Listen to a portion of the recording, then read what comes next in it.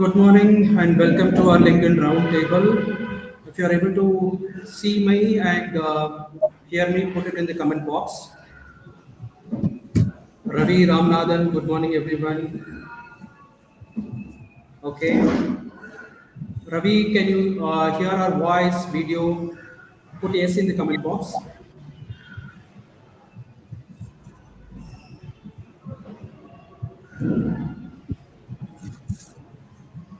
All the audience, you are out here in YouTube, LinkedIn, Facebook. Appreciate your time on LinkedIn live session today with extreme panel members. We'll start in a minute. If you are able to hear me and able to see me, you can comment in the chat box. Yes, thank you. I hope my audio is clear, Ravi. Thank you. All right. So, how to manage layoffs and job cuts? Five strategies to stay ahead. That's the topic of discussion with the excellent panel members. Now, the context here is um, less of hiring, more of firing is what is happening with the last 3 months or 4 months. Last year, there were a lot of hiring and multiple other things were happening, but today it is more of firing news every single day with all the blogs, YouTube channels, major TV channels, multiple areas. So, what is happening? Every industry, pick any industry, you will have the layoffs. So yesterday I saw Procter and Gamble. So that one is having a firing about 7,000 jobs worldwide. Banking, Citigroup kicking off 3,500 workers. Media, Warner Brothers and Disney are chopping hundreds of gigs. Auto industry, Volvo cutting 3,000 jobs.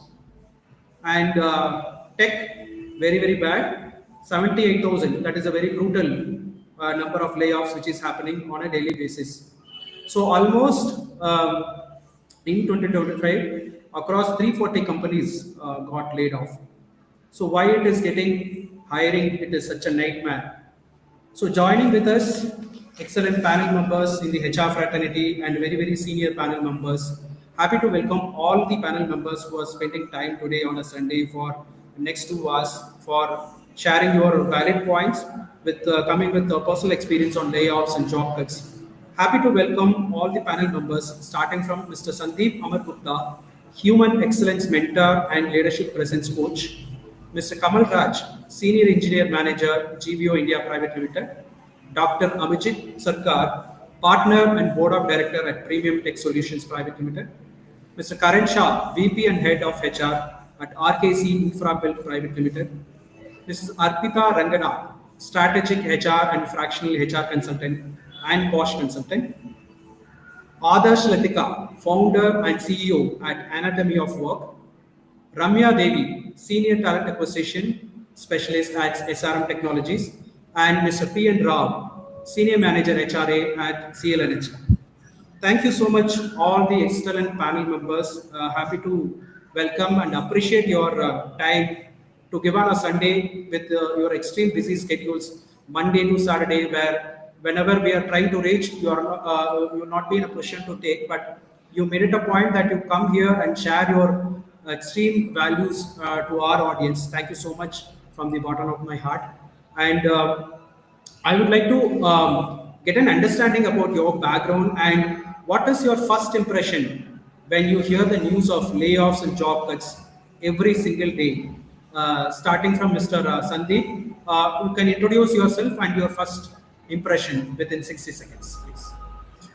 Yeah, good morning, everyone. Well, I work in the space of human excellence and leadership presence.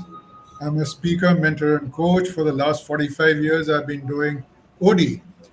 Now, you see, layoffs and job cuts. Yes, it's very traumatic for the person who's impacted by it, but at the same time, this is a part and parcel of life. Businesses are prone to trade cycles when they rise.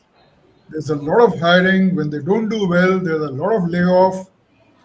But yes, undoubtedly, the person who's impacted, it's a trauma for that person, especially in today's times because the entire financial, social, cultural fabric of the person and the family gets disturbed. True. So, thank you. That was my reflexive reaction. Sure, sure, sure. Thank you.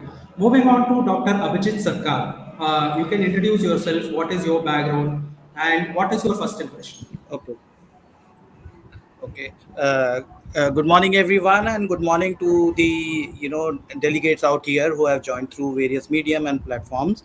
My name is Dr. Abhijit Sarkar, and I started my career a couple of decades ago in personal and administration department. And over a period of time, this department nurture into various facets.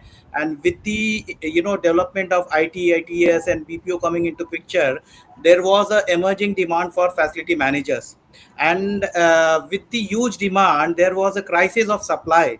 So admin was only the platform available wherein all the admin managers moved towards adapting the facility managers. So change management, I believe, is an important part of life, and over a period of time I did a lot of education, because I believe one thing, that continuous learning is important. When I joined my first organization, I was MBA, but over a period of 2 decades, I have done a lot of education. I did my architectural, I did my PhD, and so on and so forth. Because I believe that education will keep you appraised of trend, and will keep you in line with the market demand, and keep you compatible in the market.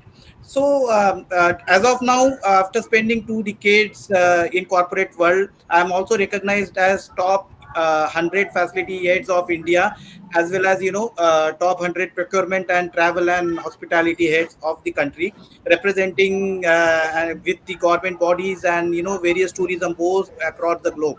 So after spending couple of decades, now I have moved towards my entrepreneur journey, because I felt that after learning and gaining an experience, it's time for me to give back to the community based on what I have learned, because I would understand the pain point of my fraternity folks rather than any vendor or a partner.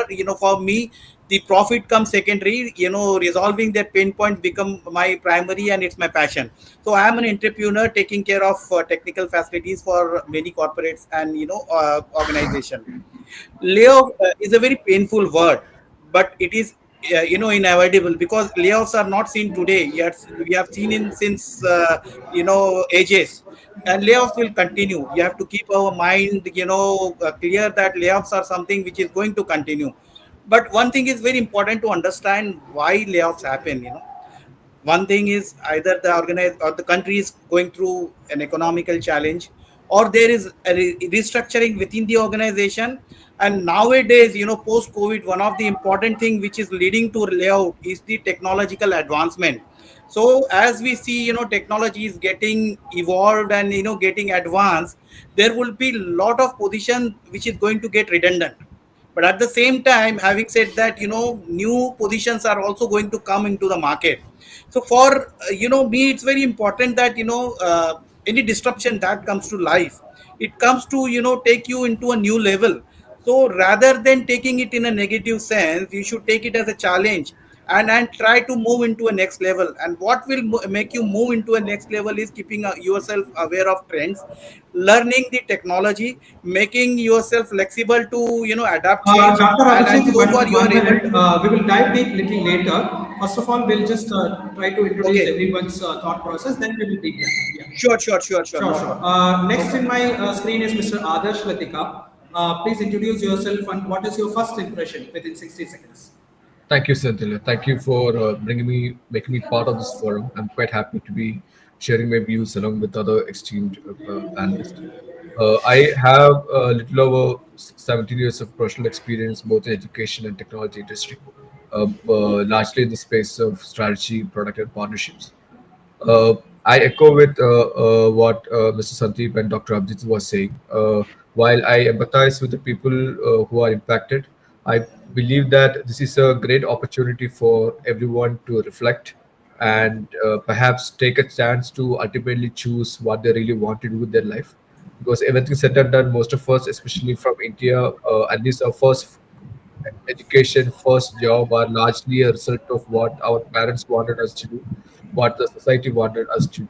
So this is the point where in which we could perhaps take a stance for ourselves and embark on a journey that we actually want to lead. So that's my view. Thank you. Sure, sure. We will dive deep into your dimensions a little later time. Thanks for joining. Next, we will move on to Mr. P.N. Rao, who is into HR and hiring on a daily basis, or a lot of hiring is happening. So I want to know your first impression when you see all this news from blogs and other stuff. What is your first? Firstly, thanks for the opportunity, GS. This is a wonderful platform to connect with the people, and people are watching us. It's a very great, unique, way of connecting people. Uh, Myself in this industry for almost 2.5 decades. I crossed across hospitality industry to facility management to manufacturing to corporates. I crossed all the sectors, which I see all these kind of what we discussed now.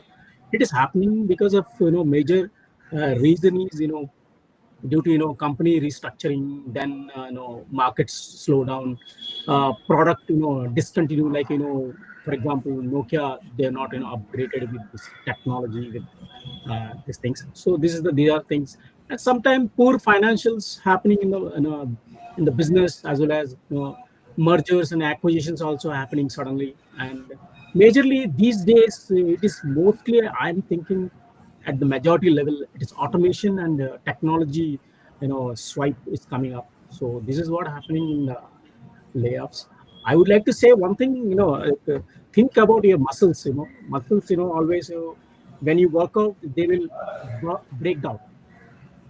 When you work out, your muscles will break down, but at the same time they rebuild and make you strength. So same way they lay off also like that. So you think in positive way, it's good for us, no need to worry. So that's from my side. Thank you, guys. Very nicely put it up, like how we improvise our muscles, strengthening our muscles whenever we feel like okay we are little weak, and we immediately join a membership in gym and strengthen our muscles. So I think upskilling is something which we need to think of at this point in time, rather than blaming the industry and other people. So thanks. We will dive deep into lot many dimensions of your thought process. Let me move on to Arpita Ranganath. So, what is your background and what is your first impression when you look at this news? Thanks for welcoming me. My name is Arpita. I have more than 2 decades of work experience, and I've headed HR functions, and post which I have moved into a consulting role. And that's where you would see myself as a HR function consultant. And I also do POSH. I'm empaneled as an external member, and I handle POSH cases and successfully closed them. Yes, even in this era, we do have POSH cases coming up regularly. Apart from that, I'm also assessment. I do assessment centers, so I'm a BI specialist. So I think somebody here, I think most of you here come from OD background, and you would understand the importance of running an assessment center. And that's exactly where I think when we talk about layoffs, I'm connecting to what layoffs could be and how it really hits people. So there are organizations, multiple organizations these days, who want to have an unbiased approach when it comes to either a role promotion or either they are vertically promoted or horizontally given expansion as far as broadening of skills. So when we do assessments, we actually assess skills, we assess technology, we also assess behaviors. Okay? So these are broad areas that it happens. And when I look at the question, what does the word layoff or what does it really mean when we look at these words? So we are right now entering into an era where survival is the pressure. So we're not looking at Your voice is getting lowering. Can you be a little louder? is it better now? Yeah, better. So basically, we're entering an era where survival of the freshest is what is in need. So whoever has a fresh set of skill set is basically taken in, and that's exactly what when we look at the global trend, what's going on, AI is getting in place. So whoever can adapt themselves quickly to what trends is where things come. So that's the first thing that I look at when I look at layoffs. Of course, a couple of my co-speakers has spoken about how it affects people emotionally, mentally. That's of course there.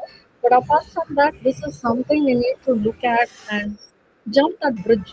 Cross that bridge. That crossing the bridge is very important.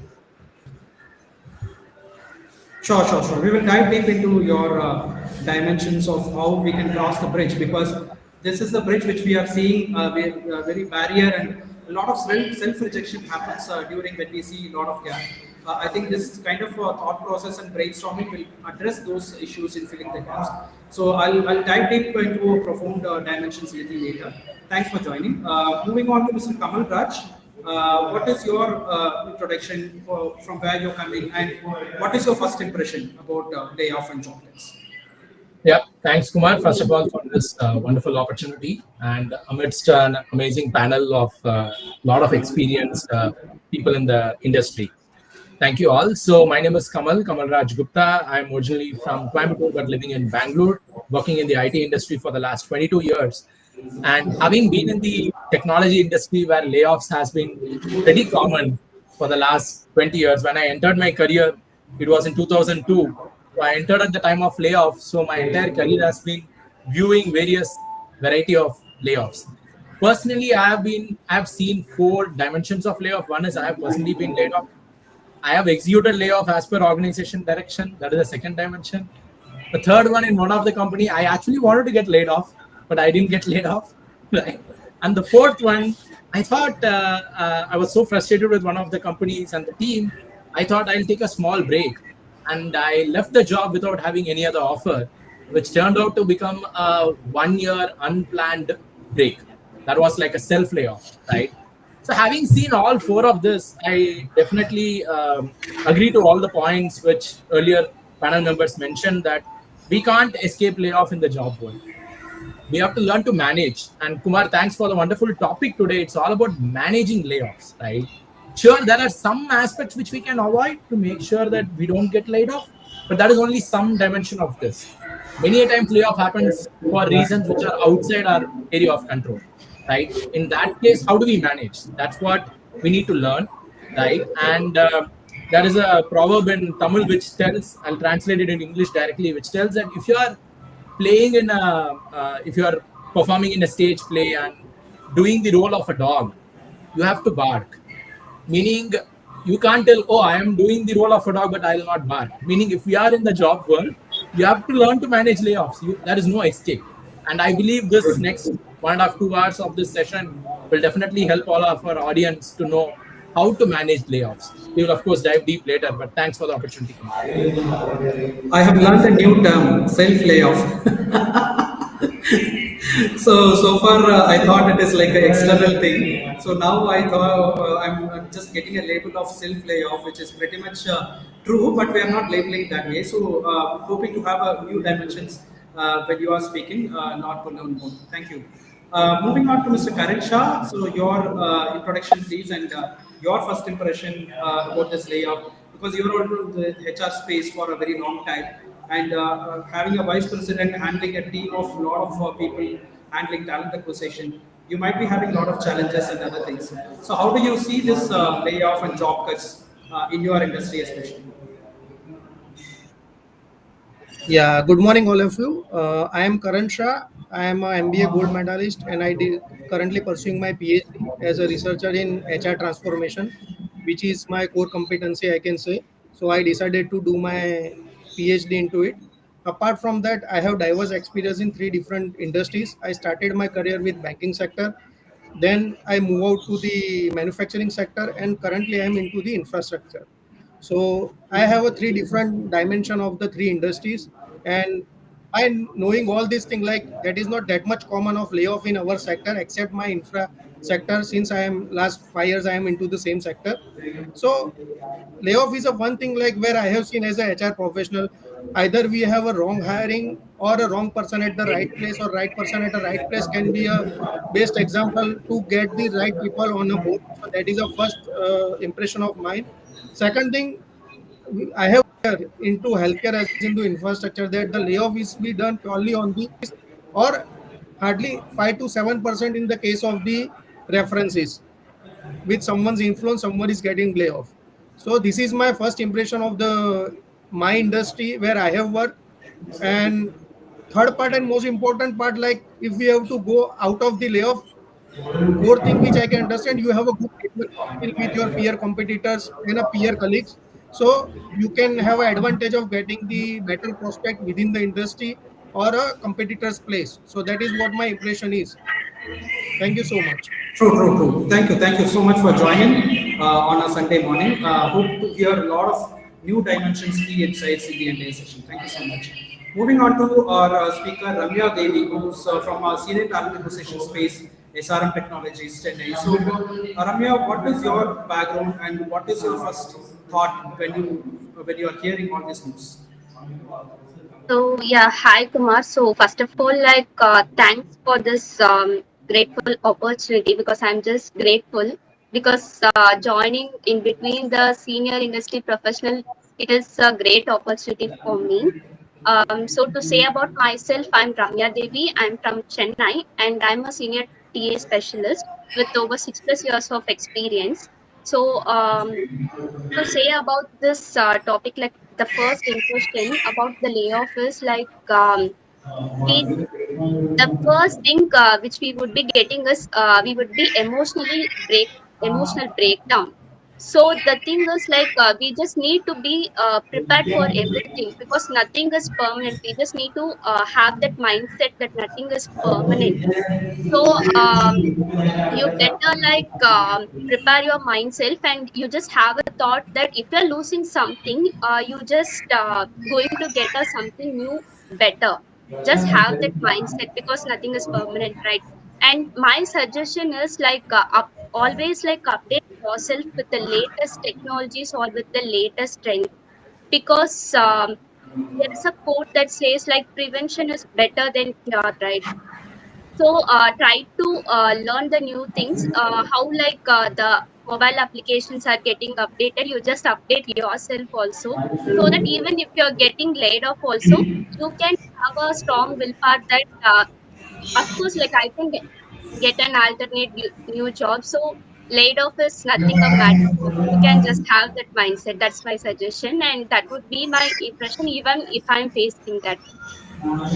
Wonderfully That's put it it. up. You quoted the mobile version. Now only I'm thinking, okay, so every mobile version when it comes, it is with the Mm, upgraded version. But as mm, human beings, as job seekers, we remain in the same version. So this is a yes, signal of tech layoffs where it says, oh, okay, you know what, you have to upgrade yourself. yes, Download your new version. So how a new yes. downloaded version happens by upskilling. So very Upskilling. very beautifully put it up. So for the audience out here, you can also share your viewpoint on what is your thought process when you are seeing a lot of layoffs and job cuts in LinkedIn, YouTube, and Instagram, a lot of blogs, all that. Put in one word, what is your first impression on the layoffs and job cuts?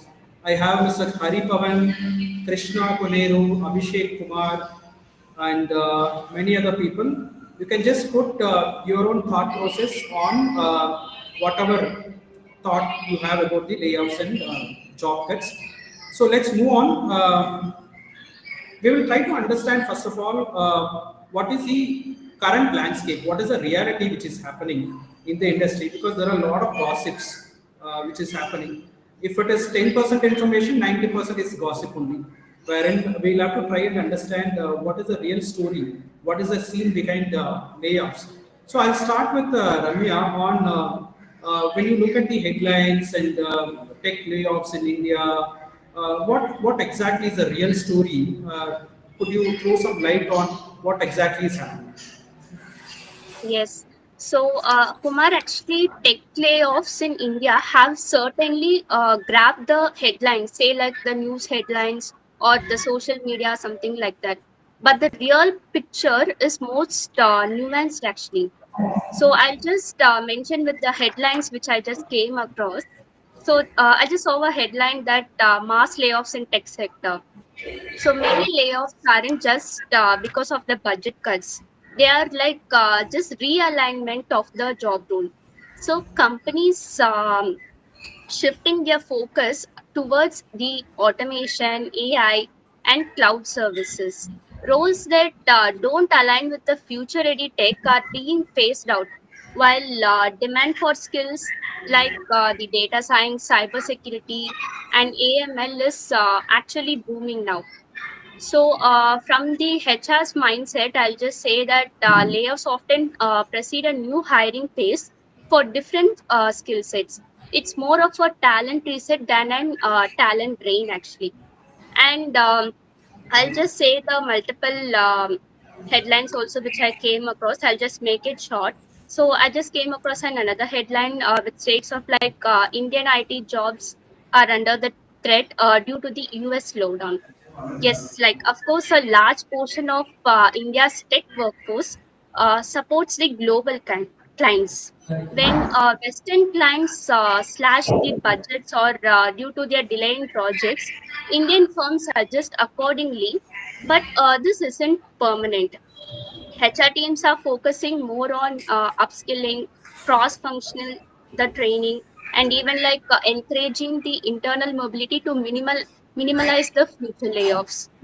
And in part of like the freshers, like why in part of the freshers, I just saw an headline like why freshers are getting laid off. Because like during the year of 2021 to 2022, um, it was on boom actually. So companies started to hire aggressively, expecting for a long term digital push. But many overestimated the demand because like especially in non-core companies, it happened. Then later, like the HR departments and the HR persons realized that now like conducting the workforce audit is major thing. And then so like because of the project revenue and to reduce this, they just actually got to reduce the hiring because of this. And the final and the most important headline which I saw is like laid off employees shocked by sudden exits. Initially which I said like the emotional fallout, right? Because like the mental health got affected for many employees. So the emotional fallout layoff is of course real. Today's HR teams are not just letting the people go. They are focused on dignified exits and mental health support. So in part of HR's view, like now offboarding strategies now include career counseling, placement assistance, and well-being support, which also protect the employer's brand. Because simply we are just laying off the candidates, it might be almost affecting the employer's brand also, right?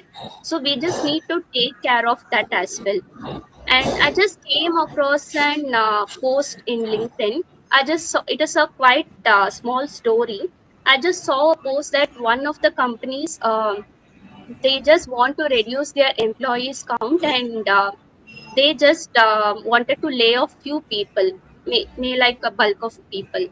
But the HR of that particular organization helped their employees by suggesting the new opportunities from other companies, say like sharing the job post and giving references like that, which is like I felt that humanity is more important in HR. Obviously HR means like humanity. That is what I feel.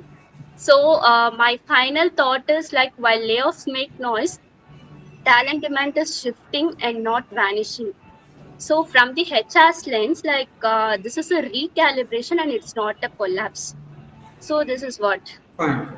Great, great, great. I think very, very beautiful key insights. It's not a layoff and no tech layoffs or job cuts. It's more towards realignment of job roles which are Yes, not aligned with the future jobs that is getting affected. So no longer relevance. And new hiring and new stream of hiring is taking place. And conducting workforce audit is becoming mandatory because we don't know who's working, who's not working, unskilled, all that. And very, very beautiful thing what you said is a dignified exit because all along 10 years, 15 years they have worked and suddenly they say, okay, you know what, we are replacing artificial intelligence. That becomes a very short story for somebody who is trusting and working for a very long time and just suddenly because of, business need, they will be moving on to a different dimension where his for 10 years, 15 years of work in a company becomes very, very challenging and shocking. Very, very beautifully yes, put up. right. I had one more question. Like, there are a couple of Indians who are working overseas, right? So, and Mm. how their transition happens in the Indian market, because people who work here join here in, let's say, HCL, they are joining, Wipro, they are joining, and then they are going to US, UK, Australia for various project related reason. Now, when they are returning back to India, and suddenly there is a layoff and job cuts. So now, what is their story, and what exactly has they have to get prepared? Any thought process on this? Yes, Kumar. So this is a good question actually. So professionals who are returning to India after their overseas layoffs are experienced to have a mixed but evolving journey. They do have mixed feelings because they do have they would be having a good salary compared to here in India, and their exposure or whatever it might be, it is far way better than here, because they will be coming from that mindset, right? So initially, I would say that what's happening is like professionals used to get paid in dollars or in euros in overseas, right? So finding the Indian salaries, they feel it is significantly lower once after back here in India. So that causes delays, or even getting the offers fail, because like their expectation would be still in that overseas mindset salary. So they just need to get adapted to this, and they just need to realize, because anyhow they need to get a job, right? And they just need to get adapted over. It might take some time, but their skill set would be more, and the HR people here in India, obviously we need them, because they are what and all the work culture they have undergone, and the skill set which they got from the overseas opportunities would be plenty, and that would be useful for us. So HR leaders are now emphasizing the total rewards by providing them the more benefits, and providing them with hybrid work opportunity, and explaining the cost of living advantage in India to make the offers more appealing, because anyhow the cost of living here in India would be less compared to the overseas, right? So we'll just say that as a appealing points to convince them, and obviously they would be getting convinced for that. And the global exposure which they would be getting, so the returnees bring a strong global experience, but Indian companies often find a skill mismatch or expectation gaps in their roles. So compensation, or let it might be the work culture, it is quite difficult to handle in part of the HR's view. So many HR teams see them as a high value but high maintenance. So it is like of quite dilemma thing only, because their value would be high, and we should pay them high also, right? But obviously their skills would be great. So the focus is on role realignment and managing the expectation tuning. So especially around the hierarchy, speed of decision making, and job scope is important in the point of HR. So what's then happening is many overseas professionals were from nick roles in Indian companies. Often they just they will be as a multitaskers who can own the full product life cycles. So because of this, HR is investigating in onboarding coaching and cross-functional integration to help the returnees adapt to the Indians' more fluid of the job structures. And I'll just say the one more point, because the cultural fit also matters, right? So while the returnees have great exposure, some struggle with Indian workplace dynamics, because it is like more So process Ramya, oriented compared to us. Hmm, the other way around is also possible, no? So like Indians hmm, who are aiming to work in US, UK, Australia, Singapore, and they're planning to go to abroad, and they suddenly see this tech layoffs and other things. It's a barrier for them to step into next step, where they are not here also, they are not there also. So what is the something which they can be prepared of, and is there any concern or checklist which they have to do if in case they are planning to go abroad? Any thought process on that? You mean like people who are going from India to abroad, right? Yeah, yeah, because all along there is a tech layoffs in wide variety of Mm, across the global. It is the same news everywhere. So when I'm mm, working in IBM, when I'm working in TCS, and mm. I got a project in abroad, and I suddenly see, oh, okay, there is a tech layoffs. So it is becoming very creating panic situation for the people who are preparing to move there. So what sort of checklist they have to do on what is the element they have to be very prepared, so that they can avoid some areas of concern. This is a question to Ramya also, and the audience out there and the panel members. You can put it in the chat box on what is something they have to get prepared when somebody is going abroad, and what is their checklist and preparedness. Yeah, Ramya. O- Okay, so initially, like they should always be well prepared with their documents or whatever the things which do they have. Say in part of the checklist, like having a proper documents is also mandatory, because like some people, because of the lack of documents, or even like if they are showing any additional skill set which they doesn't even know, that might be causing a future, I mean that might be affecting them in future, right? So they should be ready for that. And moreover, like once after getting the overseas opportunity also, they just need to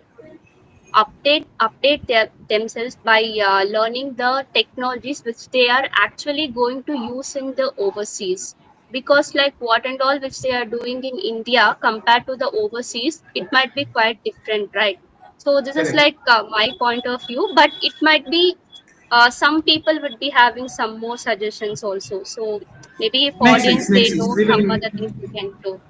Yeah. we will open that for a brainstorming in the comment section. So, audience and Mm, panel, if you have any point of view, any suggestions for the people who are visiting abroad, what kind of a checklist they have to do, you can put it in the chat box. And moving to my final question for you is, like, it's a sector-based story, right? So, which mm. is a sector which is more vulnerable, and which do you see very promising, which is not affected by the tech layoffs? Any statistics, any key insights? Okay, so Kumar, like vulnerable means like the sectors that are struggling, right? So the struggling sectors will be like mostly the e-commerce sites and the quick delivery apps mostly. I'll just say it one by one, because like the e-commerce and the delivery apps are like their funding has slowed down, and their profits are actually under pressure nowadays. So hiring is frozen or slowed down, because like teams are being made smaller, and HR is managing the exits carefully. And additionally, like the education techs and the consumer apps, because like say for example the education techs like the Byju's, it was in a boom during the COVID time, because it is completely like the kids want to learn only the online class, and at that time it was on boom. So these sectors grew fast during the COVID time, but now like they are losing their users, because everyone started offline now, right? So because of this, like big layoffs has happened already. Now HR is focused on keeping only the best people, and they just stop the unnecessary hiring. And even like the entry level IT services organizations are there, right? So Cuba overseas because of the overseas projects which they have started to getting less projects. And moreover, like because of the automation, their demand got less for the junior tech roles. So in part of the HR's view for this is like campus hiring is down, and HR is pushing for reskilling and moving people into the different teams if possible.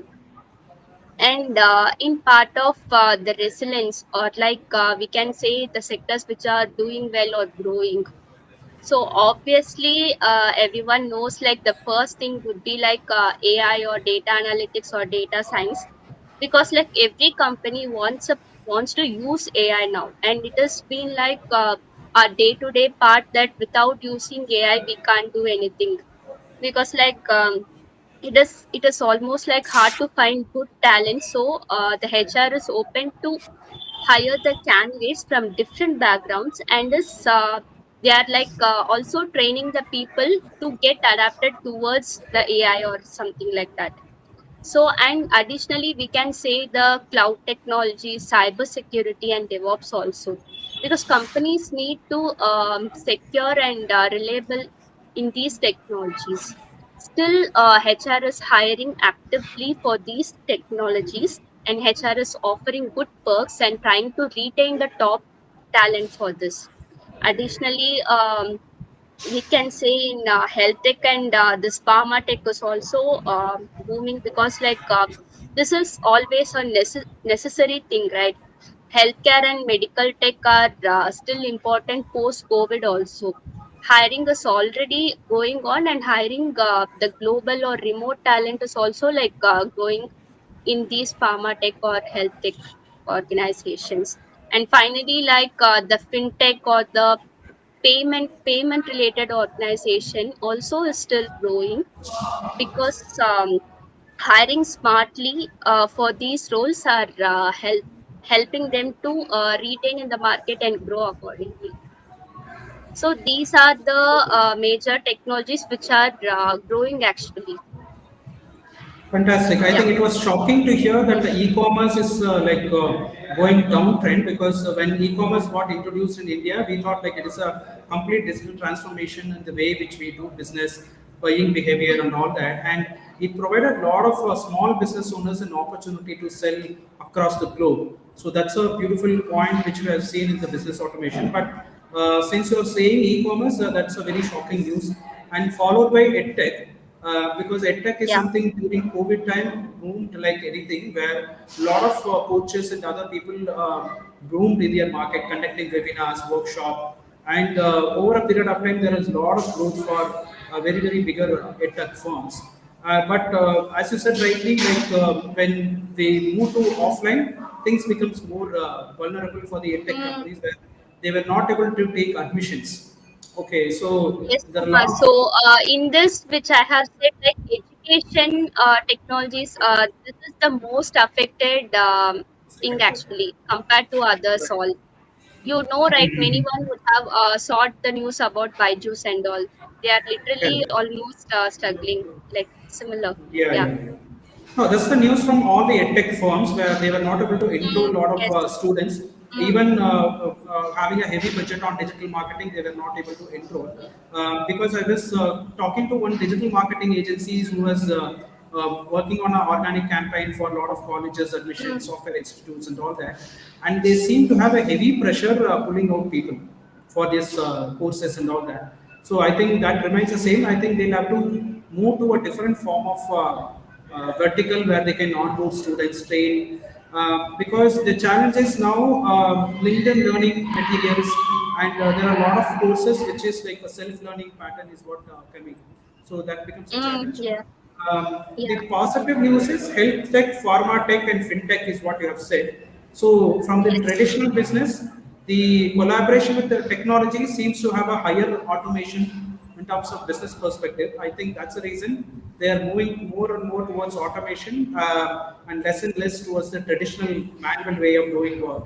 So this particular pattern we have to understand, and since business is moving to automation, we should also learn the technology and grow along with that, rather than blaming that, okay, this guy has fired me and laid off me, all that. So that trend we have to keep looking whether what business needs, rather than what I need. I mean, any job seeker who's a manager will be looking at how can I become a senior manager, how can I become an AGM, correct? But we should also look from a business perspective, like what business wants, where business is growing, so that we'll also move ahead with the upskilling, automation, most of the things. So thank you for huge insights. I think the positive end one which you have quoted is HR is actively hiring. That's a good news. So Yes. wherein we can still keep our hopes and see what best elements are coming up. So moving on, we'll try to understand now that we have understand what is the current scenario with each sector and industries and what are the reality happening in hiring. Um, so all the panel members in audience, you can put what is your one thought on the current scenario and what is so scary about the news which you are hearing from various blogs. You can put your comment on the comment box in LinkedIn and YouTube so that we can understand what it is. Already a lot of people are very much engaging, like Mr. Hardik and Krishna Punero and Mr. Abhishek. So thank you, Kamal, for engaging all this audience. Yeah. So we will move on to what are the emerging opportunities in spite of crisis. Like at this moment, it is more of crisis. So we will try to understand what are the emerging opportunities. So I'll try to understand from Dr. Abhijit, like which are the sectors which are actively, most actively hiring, in spite of having a very low in terms of certain sectors, like how Ramya put it up, like e-commerce and other things. So which are these sectors are very actively hiring? So what is your thought process? Okay, thank you, Kumar. So, as I started my initial note, layoffs are part and parcel of life, but at the same time, there are opportunities which is continue to come in our way, and we should try to explore these opportunities. So, what happens, post COVID, we have realized one thing that firstly, there are many positions which were just fulfilling the gaps. It were not required to be in place, and apparently organization really felt that these positions are not required and they eliminated those positions. But at the same time, it is also important that had those people kept themselves aware or appraised of the recent trends and technology, probably they would have gone into a different zone or something of that sort. So the challenges are going to part of this journey, but as we see that layoffs are happening in certain sector, but there are certain sectors which are flourishing and that will continue to flourish. And I will list down few sectors, and to start off with, I will say travel and tourism is the sector which is booming like anything, and that is creating a lot of job opportunities across the globe.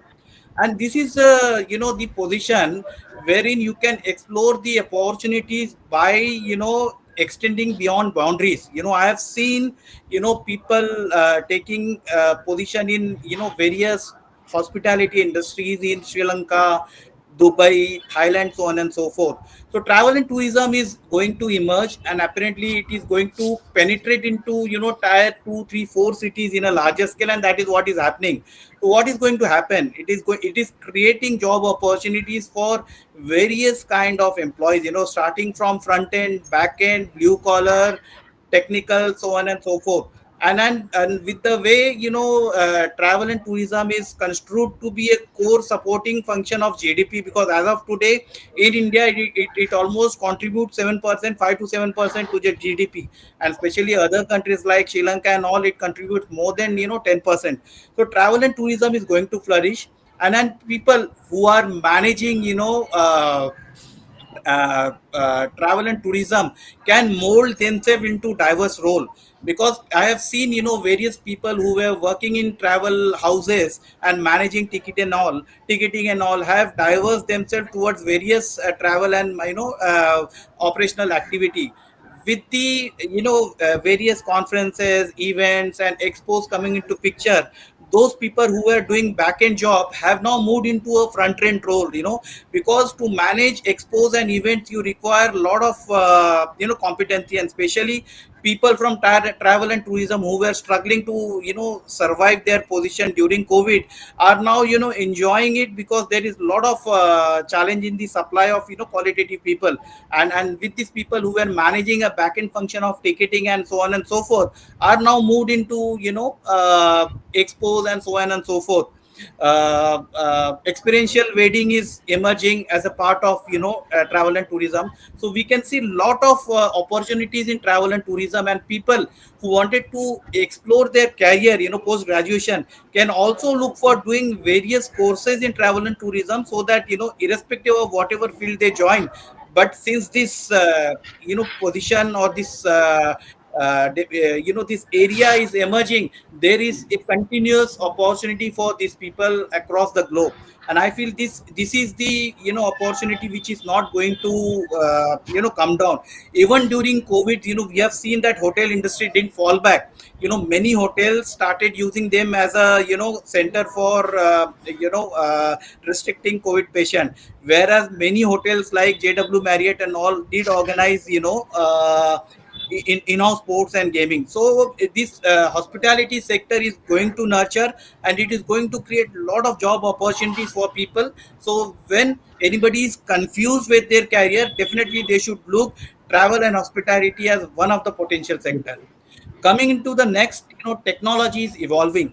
We have seen for most of the organization, data security is very important, and a small pilferage in data creates a huge ruckus in market. It impacts their brand image, it impacts their reputation, it breaches the customer's trust over the organization. And for many organization, cyber security is a biggest role which they prefer. And with technology evolving, and with the hackers becoming so expert, the demand for cyber security people is coming into more limelight and more demanding. So as cloud computing, data analytics is going to emerge. Nowadays there is also a trend of outsourcing a data center. So if you see, many organizations are diversifying them to manage and operate data center. So there is a lot of opportunity for techie guys to take on an opportunity, moving from corporate and joining those or organization like entity and so on, wherein they can join those data center and manage those operations.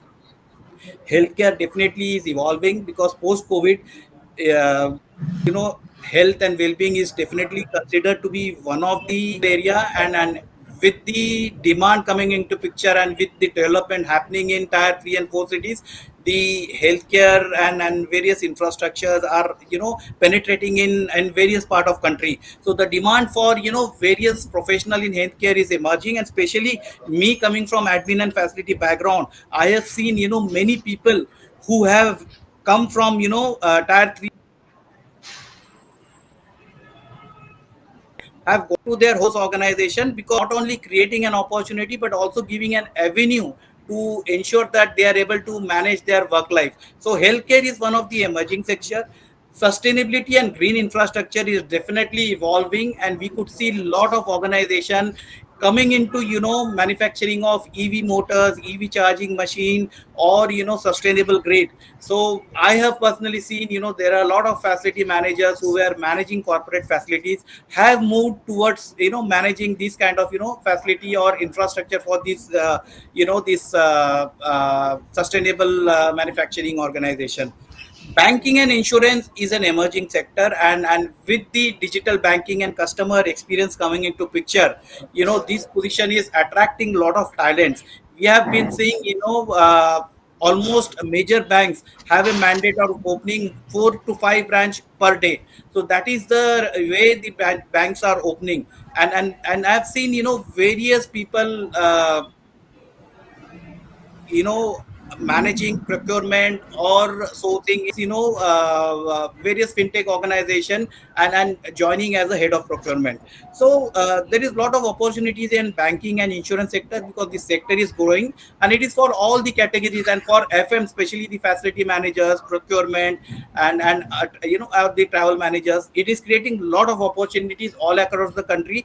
And since this the infrastructure is penetrating into tier 3 and 4 cities, people are now moving back to their native and taking over this position.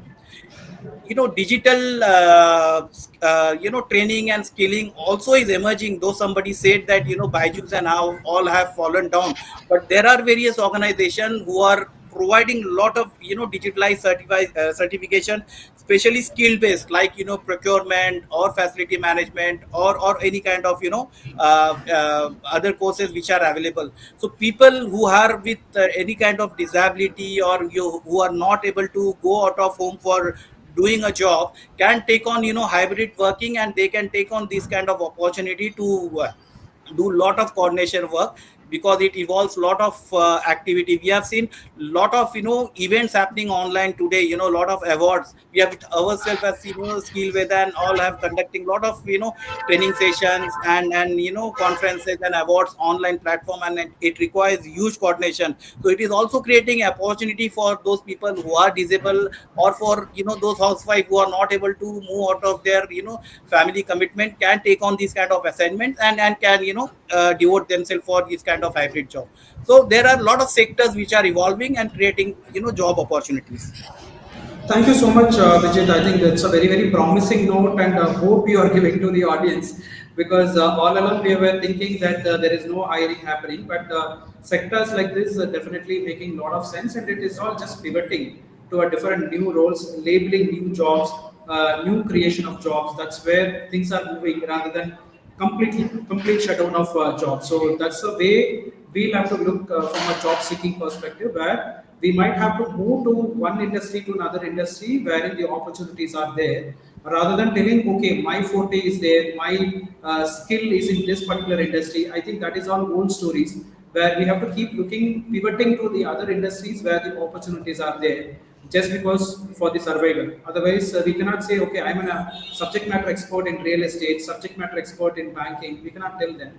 So wherever there is an opportunity, pivotable aspects are there. We'll have to keep moving. I think that's a very wonderful key insights where you said travel industry, tourism, hospitality, healthcare, and digital banking, digital training for that matter. Yes, we are also seeing a lot of webinars, workshop. There are a lot of new people who is in from the coaching industry. They have doing a lot of Google ads, Meta ads. We are seeing on this regular basis. So I think that industries keep moving, but the pattern which they have worked in 2021 and pattern which they are working right now is completely pivoted. So that's what we can also talk about. People who are disabled, that is very, very crucial, because at least we have some opportunities to move on somewhere. But people who are working from home and people who have a disability on other things, it has become a double shocker for them to get the news of these kind of things, where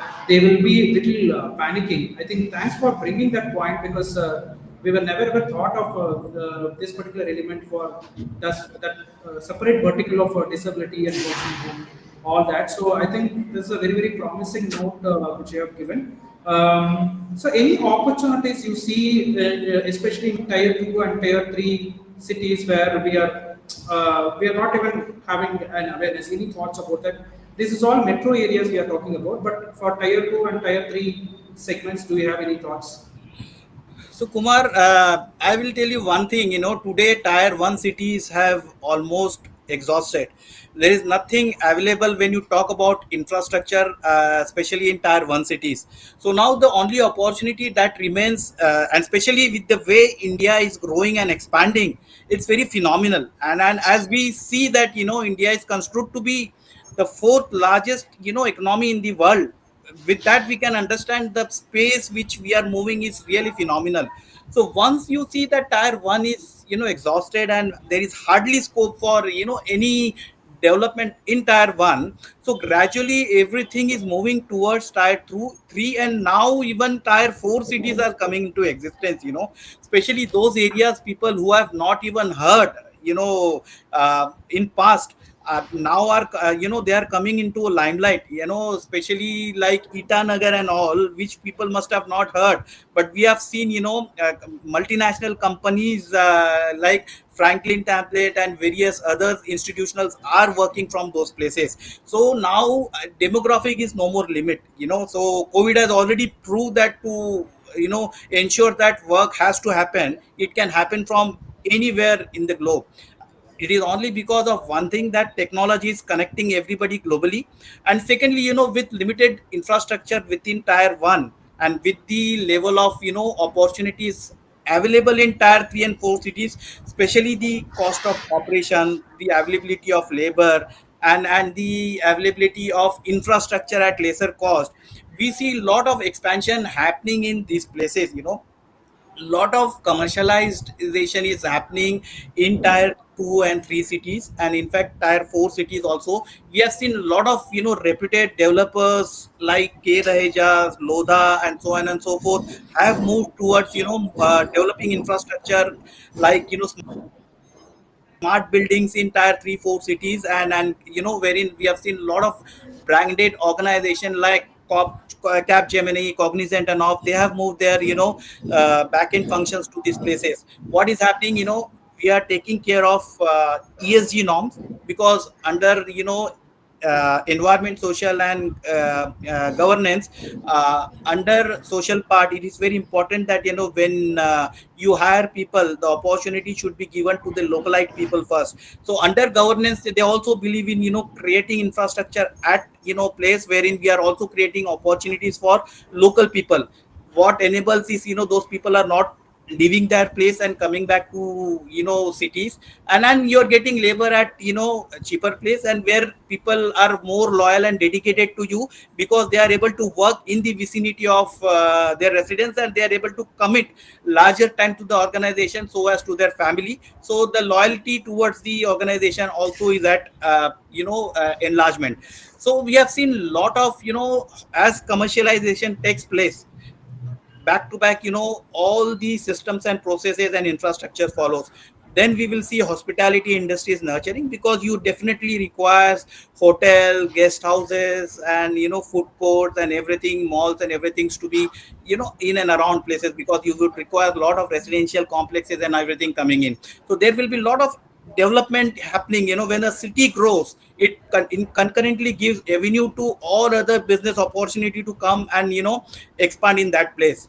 With this, what is happening, as you see commercialization happening in tier 3 and 4 cities, and with the way infrastructure is developing, we could see a lot of factories are moving towards this tier 3 and 4 cities, and with lot of India becoming over a period of time one of the manufacturing hub. You don't have space available in tier 1 cities, and it is not economically viable for uh, the business units to manage their infrastructure from tier 1 cities. So every manufacturing facilities and all is moving towards tier 3 and 4 cities. So we have seen how the states like Gujarat and UP and all are moving ahead, with the way infrastructure is developing, the roads are developing, and with the way the connectivity is happening, with the way SEZ is coming into picture, with the way ITS companies are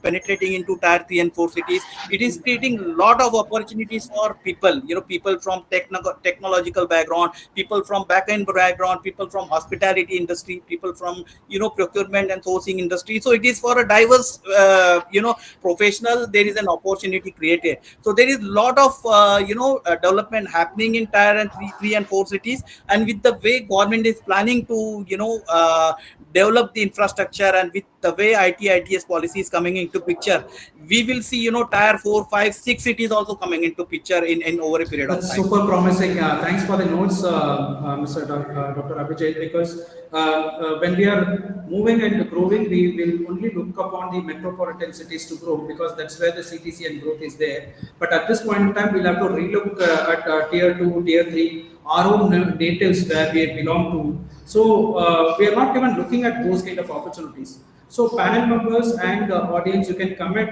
on, have you ever explored opportunities in your own native, especially tier 2, tier 3, tier 4 towns you belong to, and what kind of opportunities you can create for your own self at this point in time? Because that's a huge new dimension of thought. I think Dr. Abhijit has pointed out that opportunities are only limited to metropolitan, but we'll have to do a reverse engineering and think in our native what kind of new opportunities we can bring in, so that it becomes an opportunity for us and it's a benefit for the other people as well.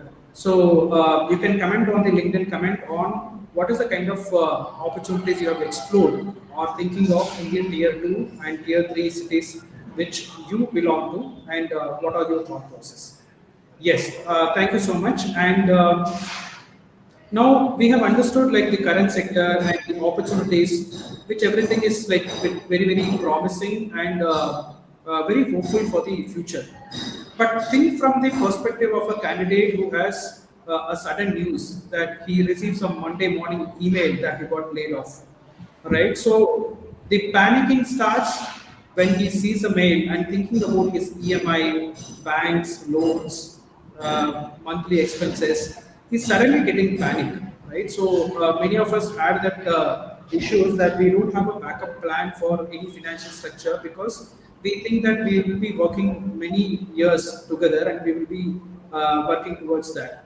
So I want to move to Mr. Kamal Raj on the financial resilience and what is the kind of emergency planning a job seeker has to do when this kind of a scenario arises because that will break down our stability, right? So entire moods, the what you call the stability of a person thinking process itself stops when he is very financially crunched. So I hope you could have also faced that element in your past. So what is the realistic emergency fund size one has to keep as far as India is considered? Because most of the Indians may not have that second line of career or second income. The max to max we might invest in stock market or we'll rent it out our houses, other areas, or keep jewels for our own security for the later. But in your opinion, what is a second emergency fund and how long it has to be kept? Your thought process, please. Yeah, Kumar, this is such an important topic, especially for those who have been impacted in layoff. I know we can't go back to past and change things, right? But at least this should serve as a learning point for people who have been impacted, so that they can safeguard themselves for such future occurrence, right? Because we need peace of mind when dealing with layoff, and the last thing we want to handle is lack of finances during such a time, right? Because we are already wondering about, oh, what should I learn new, where and all I should apply, how will I get another job, and if finance is also a botheration point on top of it, that totally impacts the equation of trying to get a new job, right? So you raised a valid point that we need to have something called an emergency fund. Everyone should have. Whenever we think our job is safe, we need to have an emergency fund, right?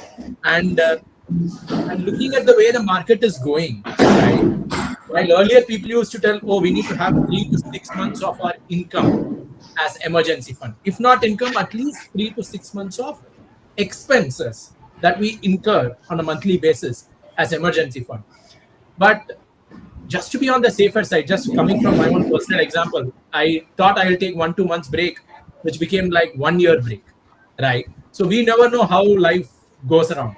So it's probably prudent to have 6 to 12 months of one's monthly expenses as emergency fund.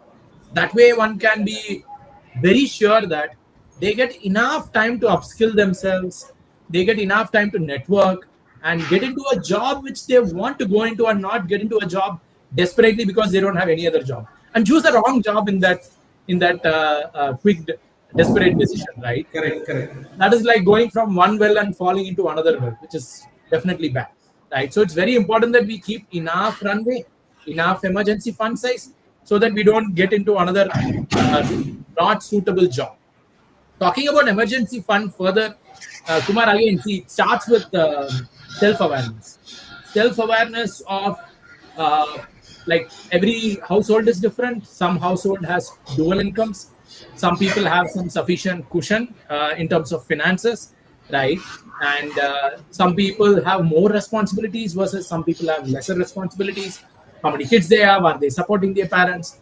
This all falls under that self-awareness, right? And once they are clear about that, they can vary between 3 months, 6 months, 1 year. So we need to do a thorough analysis to understand how much is required for us. So where do we keep this emergency fund? That is another important point of consideration. Like you said, some of us have invested in real estate, we get rent. Some of us have jewels at home, right? Or some of us are putting it in stock market. So the important point here is when it comes to emergency fund, we should be able to take it immediately without much losses. That is the key criteria here, right? So let's say I invest all my surplus in stock market, and if the stock market is down at that time, withdrawing from there will cause me pain. I'm like, oh, market is already 20% down. Why should I withdraw now, right? So obviously, people who are in the finance, I'm not a finance expert, but just sharing from my personal experience. But people from the finance experts would tell that we should diversify all our investments.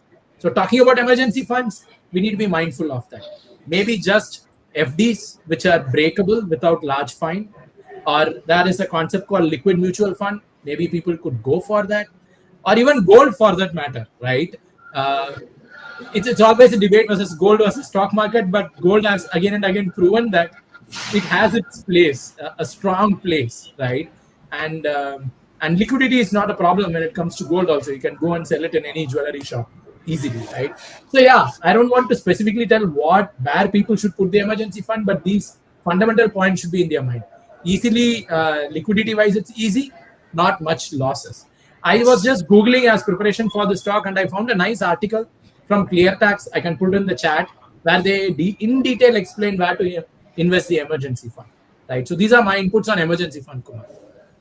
Wonderful, wonderful, and very, very key insights, because that is a panic element which creates creates a instability. And see, in this kind of a scenario, when we are jobless, what happens is even when we are attending interviews, we are prone to be very limited in terms of our negotiations, because we ourselves feel okay, we are not deserving for this kind of a CTC, and since we are jobless, how can I ask 30% hike or 40% hike? So a lot of times what happens is, when I'm dealing with clients, and especially people are from career break and take layoff, they say okay, anything is okay, I'm just jobless, I'll go for it. Okay, if they are asking for expected CTC, I'll say like anything is okay. Is it okay? That is the kind of question they ask. Okay, but I say okay, why do you do a self rejection? Okay, so that's the biggest mistake which most of the job seekers do, where they start feeling inferior about themselves when they don't have a job. Okay, so the biggest thing which everybody has to follow, in some interview I've heard something like which was like a very golden statement: whatever happens in your life, don't leave your job. Okay, any nuances, any thing happens, don't leave your job. If you are losing your job, you losing your confidence. So immediately jump into a new job where you are occupied 8 hours, 9 hours, 10 hours, you are occupied. That's the biggest confidence booster you can ever have. But at the same time, don't feel inferior that I'm jobless, how can I ask a salary and all.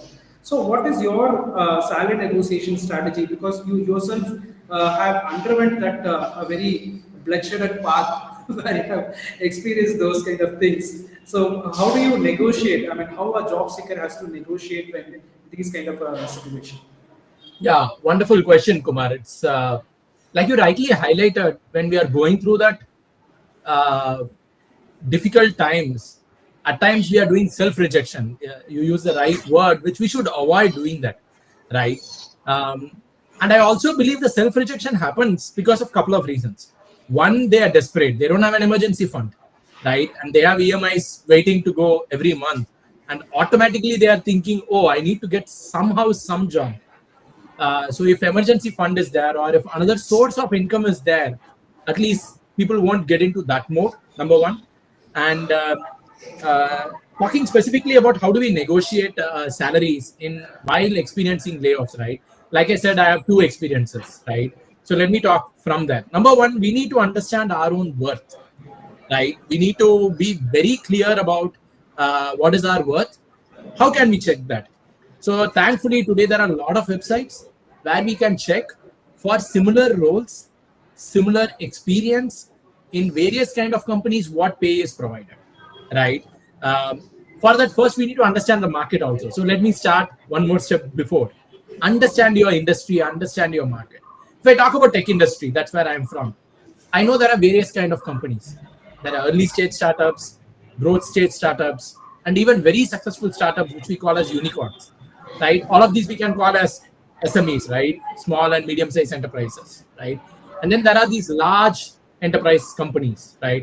The Cisco's and Oracles and Accenture and Capgemini. These are really large enterprises, right? And there also you see there are big tech companies like the Googles and Amazons and Microsofts, and there are these GCCs. I'm sure audience would have heard this term these days, called Global Capability Center, which is all abroad companies opening their office in India and building a center here, right? So, and of course, you have your IT and ITS companies like Wipro, Infosys, TCS, CTS, all of that. Now, these are various segments of companies. How much these companies are paying for your experience and your profile is something first you need to be aware of to know what is your worth, right? Thankfully, there are several websites today. Glassdoor, everyone knows about it, or levels.fyi gives very good information on product companies. Ambition Box is there, Six Figure is there.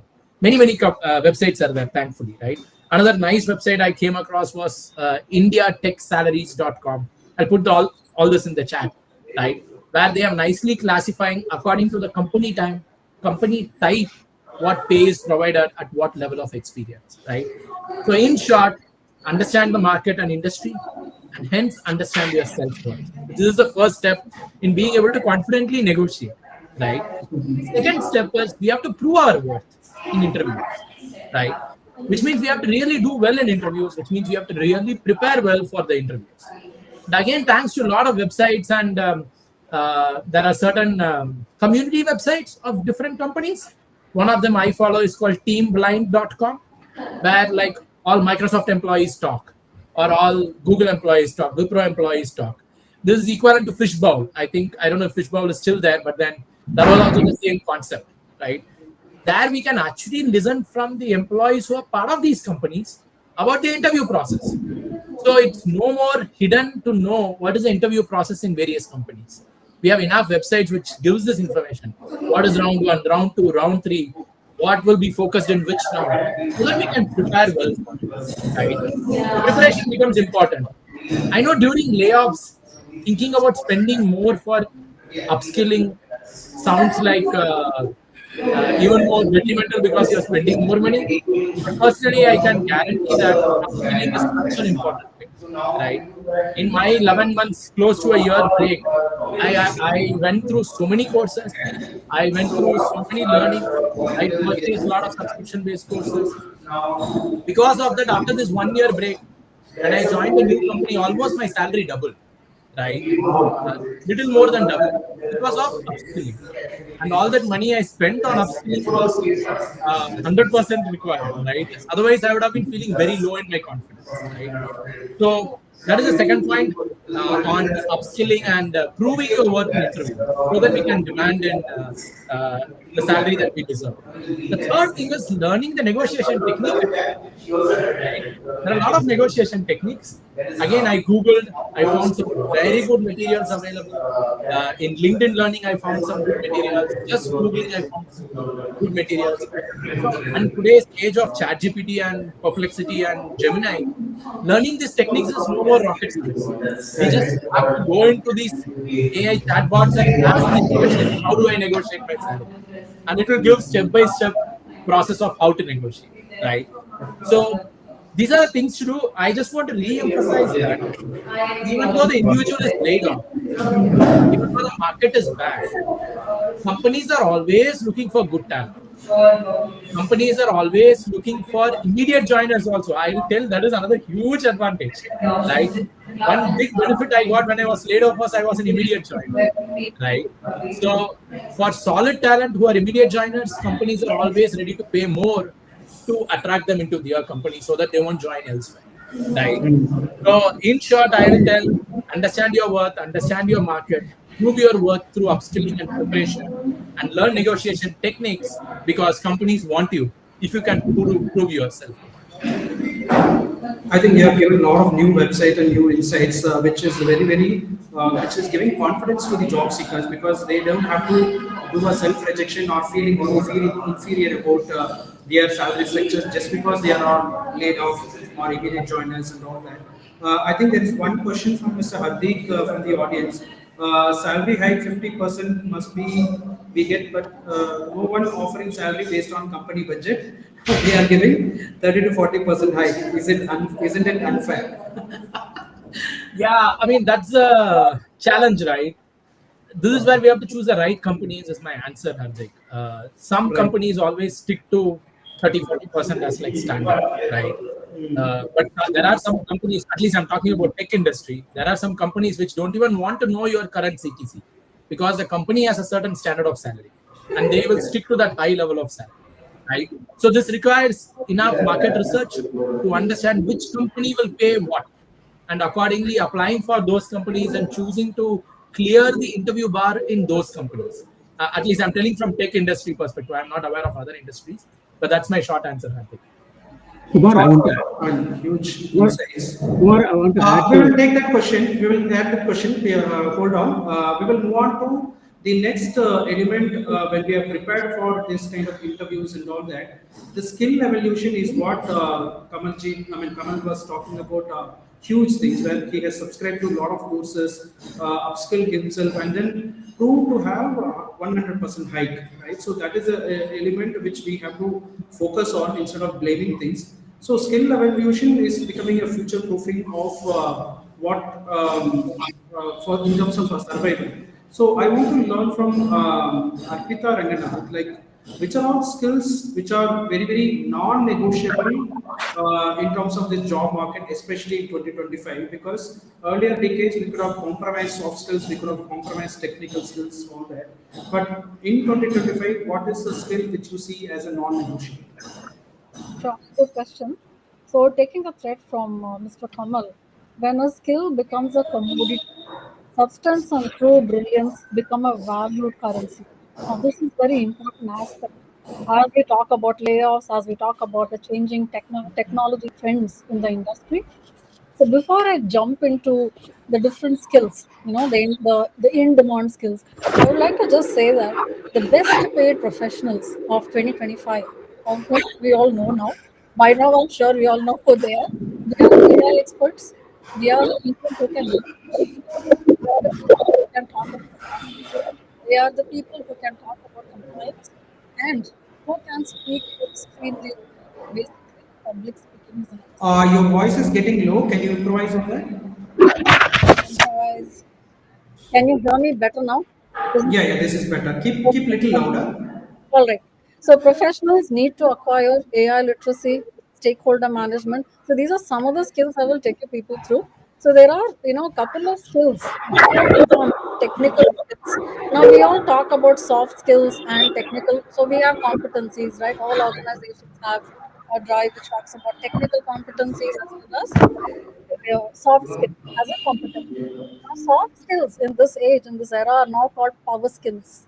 So, what are the power skills that we hone is very important. Okay, so the in demand skills, I would say, are the most important ones which will fuel career advancement in the next several years. Now, we can't look at only 2025. We need to look at 25 and beyond, probably another 5 years, say until almost 2030. Right? Normally, that's the growth chart that we normally look at. Now, what are the trends? We're looking at AI literacy. Now, when I say AI literacy, the know-how and usage of artificial intelligence tools. So both. It's not just about, yeah, I know this tool is around. I know this tool is going to take away a part of the, automation process. So knowing and using, and where do I fit into it? That's important. Conflict mitigation, effectively resolving conflicts at work. Adaptability now itself is adaptation. When we're talking about 2020 and now we are in 2025, there has been a huge career shift, right? So effectively, basically, flexibility in adapting to change and the challenges that comes. Now, when we talk about automation, there's not generally in teams we have noticed there's a lot of difficulty adapting this new stuff, a new tool, saying, oh, this doesn't work, this is going to take a lot more time. And they have a lot of don'ts that they want to list out than saying how good it is. Okay. Process optimization of workflows, innovative thinking. Now, innovative slash is a new concept. I also mentioned that I do assessments. So for this particular university, when I was doing assessment for people in their exit, like those like fresh out of bachelor doing master's and all, they all came with a work experience. They had at least 5 years of work experience they came with, and then they were enrolled for a full-time MBA. Correct? So there was a time where the university felt there was a certain percentage of students Getting Arpita, we still have the volume glitches. We will come back to you once you fix it. We will move on to the next topic of the day, wherein job seekers they feel like a 9 to 6 job every now, single is there day. a problem for everyone listening to it? Yeah. Any of the speakers? Yes, Apita, that's right. Your volume keeps going down. Is it going down? Let me just fix it. Please hold on. Yeah. We'll come back to you in another 10 minutes. We will move on to the next one, wherein we would like to understand like job seekers when they are in 9 to 6 job, they don't have anything And to go outside, like only office and only going back to home, and weekends becomes an entertainment. But networking is not all happening. The offline networking and even LinkedIn networking is not happening because only when they lose job they start posting that I got laid off. Can you help me?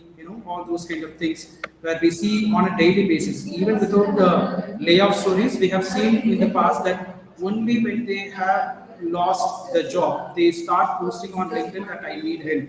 Otherwise, there is no active networking happening on LinkedIn.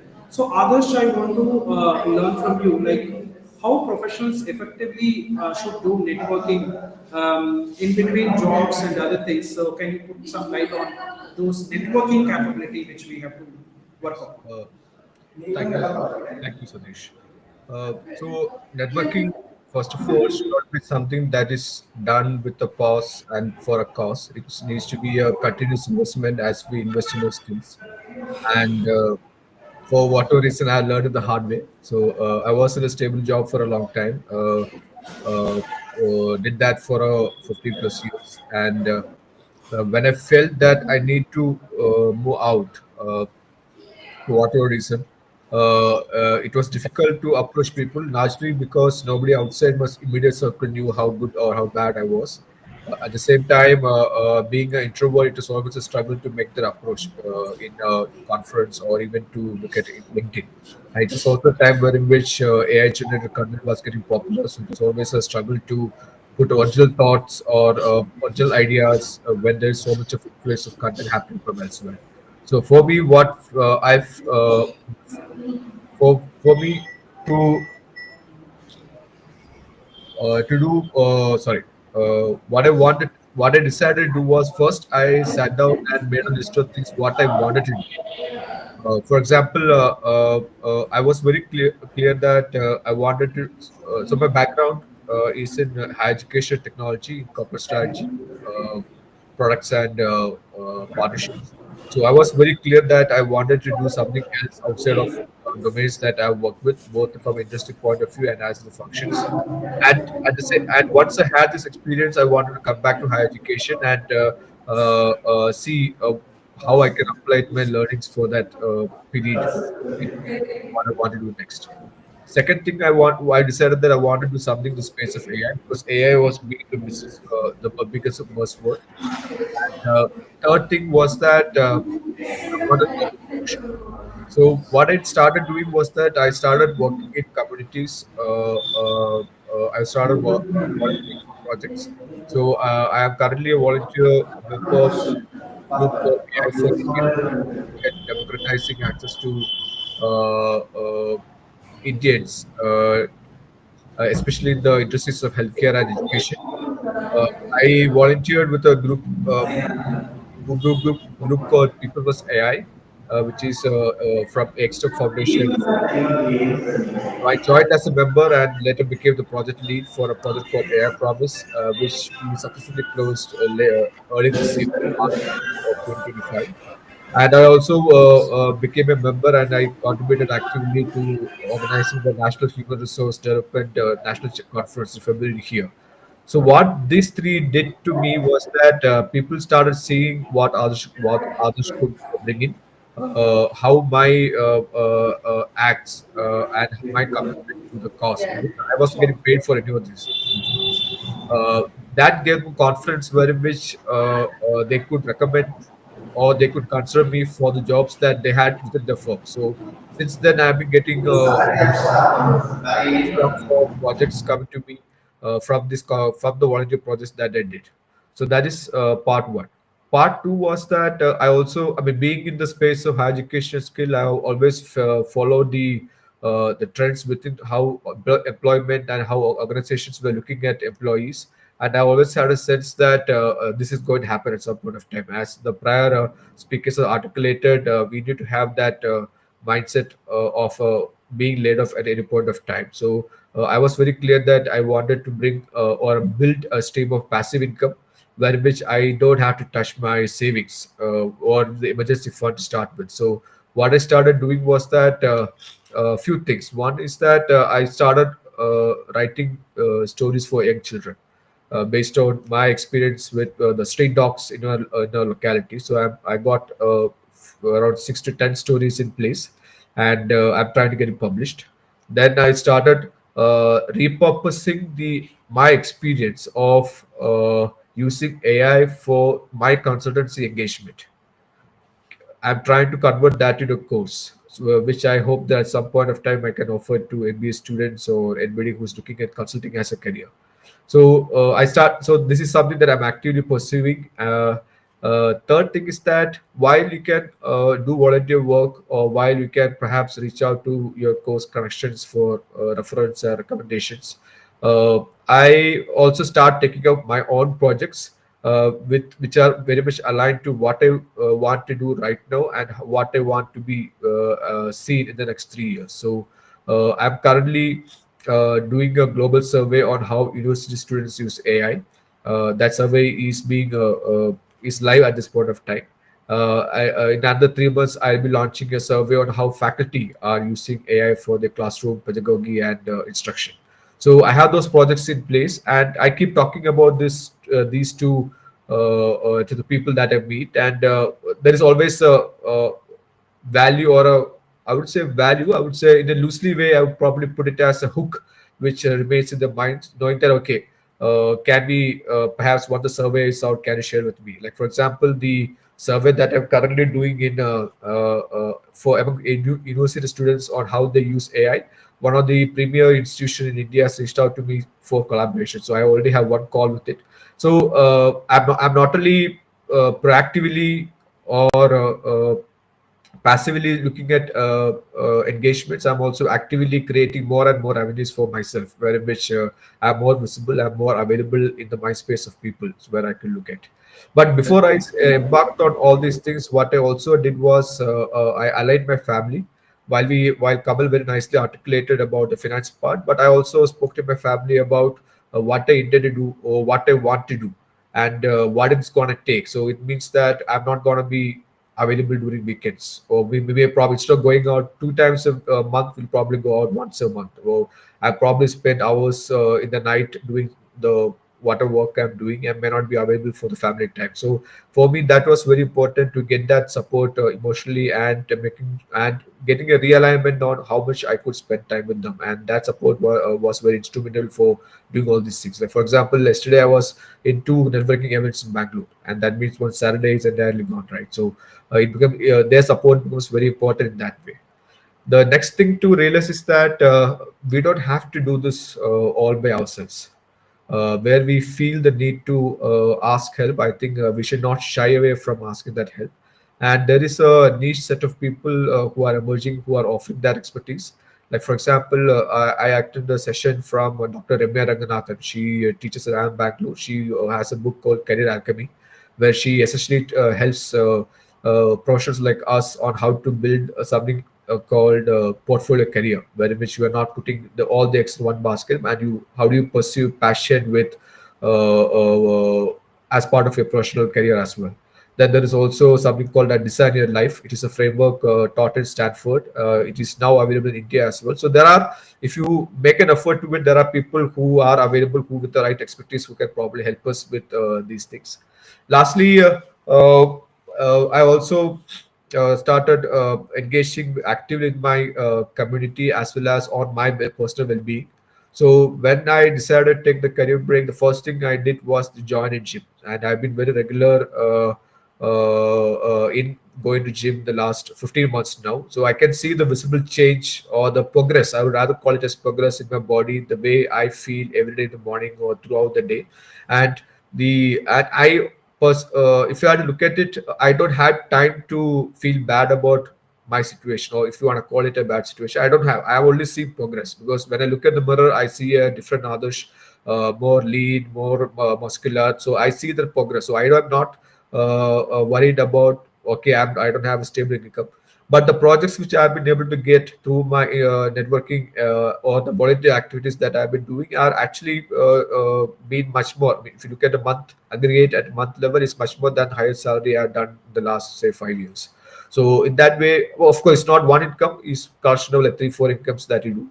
So the hustle or the effort doesn't stop. It is always continuous. It is rigorous. It is committed, and it's not just you; it's your family, the close community of people that you work with, that you bring along. And lastly, I would also say that we should perhaps look at the creating a cohort of mentors for ourselves. When I'm saying mentors, not just one person who drops in and off based on how we feel about it, but a set of people who are formally or informally a mentor to you. They don't even need to have to know that they are actually a mentor. It could be people that you follow on social media, people you speak to occasionally, but have that circle who can actually give you multiple perspective, and also become a champion in some capacity in some place, and you never know when it's going to happen. And very fundamentally, it's also important to realize that when you reach out to a past connection, or when you reach out to your, in some cases, like your once junior in another company, and they don't respond back, I think we should take it in the chin. We should understand that it's all right if they're not responding back, or if they are just empathizing with you for one call and then start ghosting you after that, it's perfectly fine. I don't think we need to take it to the heart, because I'm pretty sure that everybody is trying to do the best that they can, and whenever they are in a position to go beyond what they can do for themselves, I'm pretty sure that people are good enough to do it. So we should not feel disheartened or bad for ourselves that people are not ready to help. But I think we are where we are because we have done that part for ourselves for the most of the time, and therefore it becomes very equally important that when someone reaches out to you for something, do the best that you can do for them as well. I think it's a question of garnering karma and pass it along to other people. Thank you. I think it is a volume of experience which you carry on this. It's speaking from the heart. There is no, statistical collection or something. It is purely from your own personal experience, pain points, and the best part is the proactive steps which you have taken. It's highly inspiring to the audience because you said talking about volunteering. Okay, you said talking about repurposing the content, and you spoke about starting your own projects which can help others, and you started telling about surveys, which it all benefit you as a person also, and for the other audience as well. And you talk about the very important thing, asking for help, because at this point in time, mentally we feel little awkward to ask for a help or send an email to somebody, where especially men, they don't even disclose that this is a pain I'm undergoing, I'm crying inside, all those Yeah. things. Where asking for help is very critical, but the articulation plays a major role, because we don't know how to articulate things when we are asking for help, especially on LinkedIn, because every single time they come an email, and even when they are connecting with their HR, they will be sending a empty request, connection request, and they expect some response, which is not going to happen. I'm sure you could have also seen that pattern of sending connection requests without any agenda and immediately jumping into, sir, do you have any job? Kind of, without any engagement or networking. So that's networking. I mean, the myth behind LinkedIn is they think it's a pure job platform, and they're forgetting that it is a networking platform. So I have always been in a webinar or workshop. The first thing I clarify to my audience is LinkedIn is a networking platform. It's not social media, or it's not a Naukri where you keep only for jobs, right? So that's a very valid point. And the most important factor which you talked about is the alumni network, which we'll have to capitalize, because all along we might be busy in our own job and we keep forgetting, or we are not even in touch with our college mates, where we could have spent 2 years, 3 years together, and they know the culture and thought process and other things. But in the moment of layoffs, we are a bit shy away, like, oh, he might be vice president, now I am jobless, how do I approach him? So, I mean, that's a very, very crucial point because they're all on LinkedIn and there might be a community which you might be having, or a WhatsApp group for that matter, you might be having with the past school and college. So nothing wrong in asking for help in terms of when we are in tech layoffs. But the articulation plays a major role where we should not wait for when sending messages or emails, rather call and speak to them and then tell this is a situation. Can you help me? So that's very very valid because that is getting decreasingly going down because everybody is starting texting without even knowing what other person is doing at that moment. So that is the biggest problem. And the major element which you have cracked here is a group of mentors because everybody will come with a different mindset and different thought process, different dimension of thinking whenever we are in this particular stage. Because when we are in isolation during tech layoffs, we will not be in a position to think in a right way. So obviously, it is a good practice to have a brainstorming with our own mentors to get a new point of view, new dimension, all those elements. So on that note, we have prepared a download of job assessment form for free. So anybody who's in tech layoffs and other things, you can download this job assessment form, which you can use it for your own framework of understanding on where you are, how you are doing at this moment, what is the kind of help you need. Only when you write things, you will be in a position to improvise from there. Otherwise, it is all assumptions. So I'm just putting the scan code here. You can scan and download, or it will be available in my TopMat link, topmat.io/gskumar. You can just download the free document for your own realization. So thanks so much, others, for a very very practical element. And the best thing is proactiveness is very very crucial. Is what I understood from your own practical steps, which everybody needs to follow. I think Arpita is back, so if you are in a good space with a good audio, you can get it. Yeah, now I want to know if I'm audible. Is it clear? Can be little louder. Little more louder. I don't know Yeah. how much. I'm on full audio actually. Okay. Can't get louder than this. Is it audible? Yeah. Yeah. Better now? Is it better now? Please let me know. All right, thank you.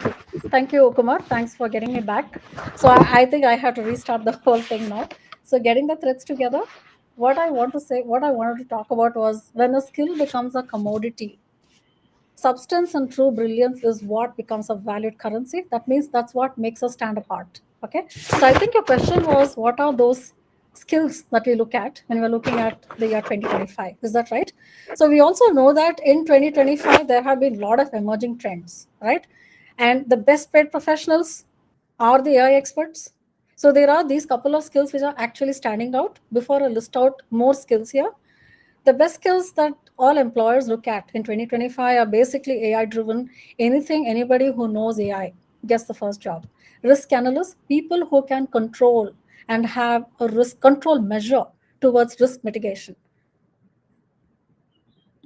Okay, I thought I lost this thing. Growth strategists, people who can talk about strategy, people who can do compliance measures, people who also can speak. So when I say speaking, public speaking, or anything that they can talk to stakeholders. Okay, so these are the most important relevant skills which I'm going to talk about, which are which will fuel your career advancements in the next several years. When I say several years, we should keep a time frame of at least 5 years. So from 2025 to at least 2030. Now, one of the top skills that employers look at is AI literacy, know-how, and the usage of artificial intelligence tools. Okay, and this I'm saying across various sectors. So I've had co-speakers talking about different industries, different sectors, and these AI tools are actually leveraging a lot of automation in various industries.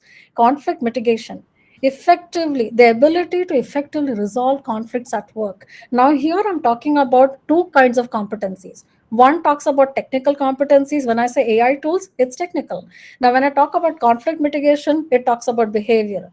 So when we have two sets of competencies, behavioral, a lot of times people call it soft skills. People say, I'm doing this program on soft skills, I'm upping my communication skill. Now, these soft skills in this era are called power skills. So the more we have a power skill, the more likely the chance to fuel your career. Adaptability, flexibility in adapting to different changes that happens within an organization internally, and also adapting to the challenges. Now, optimization of workflows, innovative thinking or design thinking. So now there's a trend of a design thinking concept. I'm sure many people would have either taken a certification on design thinking. It is the in thing now. Why do we look at design thinking or innovation? That means employees are looking at people who can think creatively, who can also have an edge towards critical thinking. So creative critical thinking become most important tools in a design thinking concept. So like I was drawing a story, or drawing all of you to an attention, that when I ran an assessment center, this was for an academia, and it so happened that one particular year they felt that most of the students were not able to get through to the 0 day. So then we helped them. I helped them actually drive down to why were they not able to place people during the 0 day. And these are all guys who came with experience. They were doing an MBA. They were not fresh out of a BBM. They were having a work experience of minimum of 5 years in the industry. And that's when we realized that some competencies that the employers are looking at, there's a lack in that. I'm not saying lack in how a syllabus is designed, but a lack in how we prepare them to land a job or fueling their careers. All right. Public speaking, expressing ideas. When I say expressing ideas, it's about talking to different stakeholders internally and externally. So negotiating between stakeholders internally, we all have cross-cultural teams, we all do cross-training. So how is the negotiation skill? Again, plays a very important role. Now, selling products, solution-based selling, that's also another thing that people are looking at. Customer engagement and support, developing strong customer relationships. Okay. And budget, resource planning, how the utilization of resources, to achieve a maximum efficiency. So these are some of the skills that is very important in developing yourself to be there in 2025. Now moving beyond, yes, Kumar, you have a question? Yeah. I think that's a very, I think five different elements I was noting down. First is the AI literacy and technical competency, and you talked about behavioral competency, which I have learned a new word called power skills, and flexibility in adopting and talking to internal stakeholders. So whenever companies are moving to automation, they are moving to automation, and job seekers has to move to adaptability. I think that's the Yes. way both has to move to a direction, wherein they will highly synergize with the things. Otherwise, one is not moving to adaptability, the automation remains unchanged and keep evolving, and we begin to lower our standards and standard of living. And talking to internal stakeholders is something missing from many of the people, where especially from the younger generation, where they keep texting, emailing, and they're not going and meeting their department heads. That becomes a very crucial factor in terms of action-oriented tasks. When there is a critical action, they don't even from their desk and then go to talk and understand the things, rather than exchanging multiple mails for very, very smaller things. So there's a very valid point you brought into the picture, where communication is not only English, communication is not only email. It is more towards proactively engaging, talking to people, and understanding and delivering.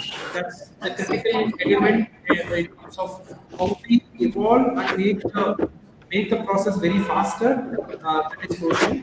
This five things makes very sense. In the interest of time, can you make it a little crisp element of your next question? Yeah, sure. So the next what I want to talk about is moving beyond the traditional hiring. So we all know when we do hiring, all of us have faced it. We all come from that era where we want to put degrees, we want to put the number of years of experience, and so on and so forth. Traditional hiring focused on the degree that you bring, and the years of experience. Now there is a fundamental shift in the hiring strategy. I have a lot of HR stalwarts sitting with me over here. I'm sure you would agree, or also maybe there could be some disagreement.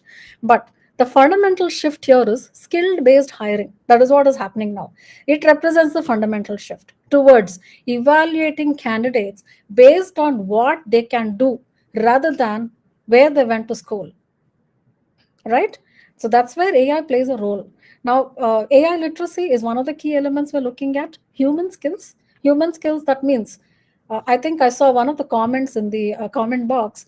What about EQ? Yes, EQ is something that AI cannot take. So these are the human skills we are looking at. So anybody who can hone a skill which is emotional intelligence or having an emotional quotient gets a fairer chance. So, being a BI specialist, I can tell you that when we do interviews, when I do interviews for leadership hiring or a level below them, the kind of questions asked is nothing to do with technical. The kind of questions asked is, what did you do in a situation like this? How did you overcome this? What is it that you did? So I seek my answers there. Now that's where a human skill comes in. So that's again another important parameter. Broadening the skill set. Okay, broadening your skill set, which means, say, I'll give you a small data analysis which I pulled out from the net. In 2024, there was a 40% increase in skill set. The people were broadening the skill set. Normally in a resume we have a couple of technical skills written down, people skills written down, and then we are okay with that. But suddenly the trend in 2024 was there was an increase. People started horizontally putting in a lot of more skills. Now in 2025, the 40 has jumped to 140% of people broadening their skill set, which is very important, very essential. Now, documenting. Now, people take, like, I think we know that there are LinkedIn learnings, there are Coursera, there are a lot of courses where people take up technical skills, people do take up behavioral skills. And where do you document them? Documenting the skill development is again a very essential feature to be ahead of the career development force. Okay, right, that's what I want to tell you. Very beautiful. I think skill-based hiring is what you have pointed out. Rather than early days, we want okay, this experience, this budget, this location, those kind of combination. But whoever is having that particular skill, irrespective of their age or location or multiple criteria, they are hired because they want output rather than limitations towards the experience and all that. So that way, whoever is upskilling towards artificial intelligence, they always have the possibility of making money or making evolution in their own career. That's what we are learning from this particular thing. And one thing what I have observed is in the leadership hiring, it is more towards situational use case based questions rather than the technical skills.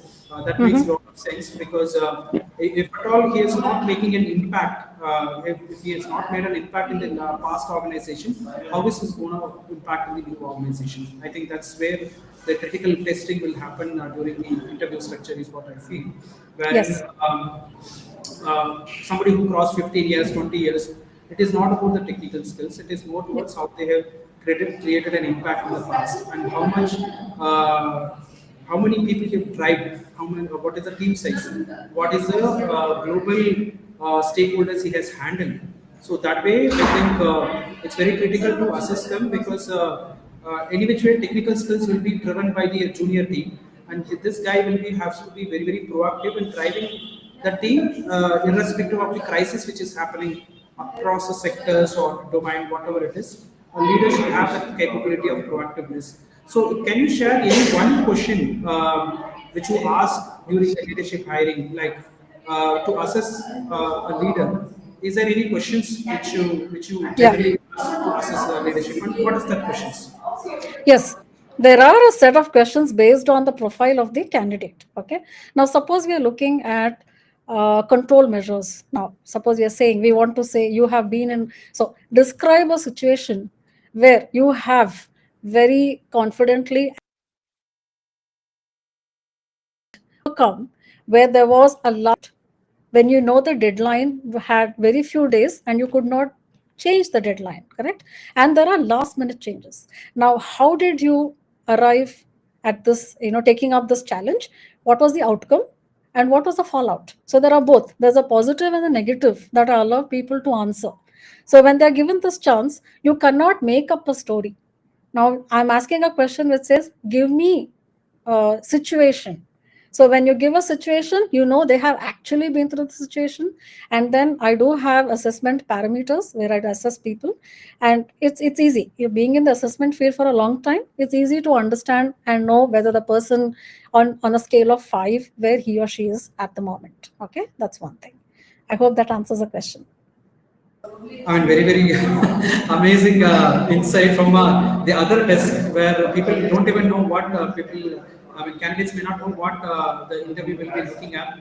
And this, what you call, question which you have openly shared with other people, will they'll start figuring out these kind of use case based scenario. I think it's more towards crisis management kind of a question rather than the technical question. So for the leadership, I think more towards how they handle a situation, not at the very pleasant moment, how they manage the things at the crisis moment is what people will try to understand, is my understanding. So Yes, I think that's absolutely.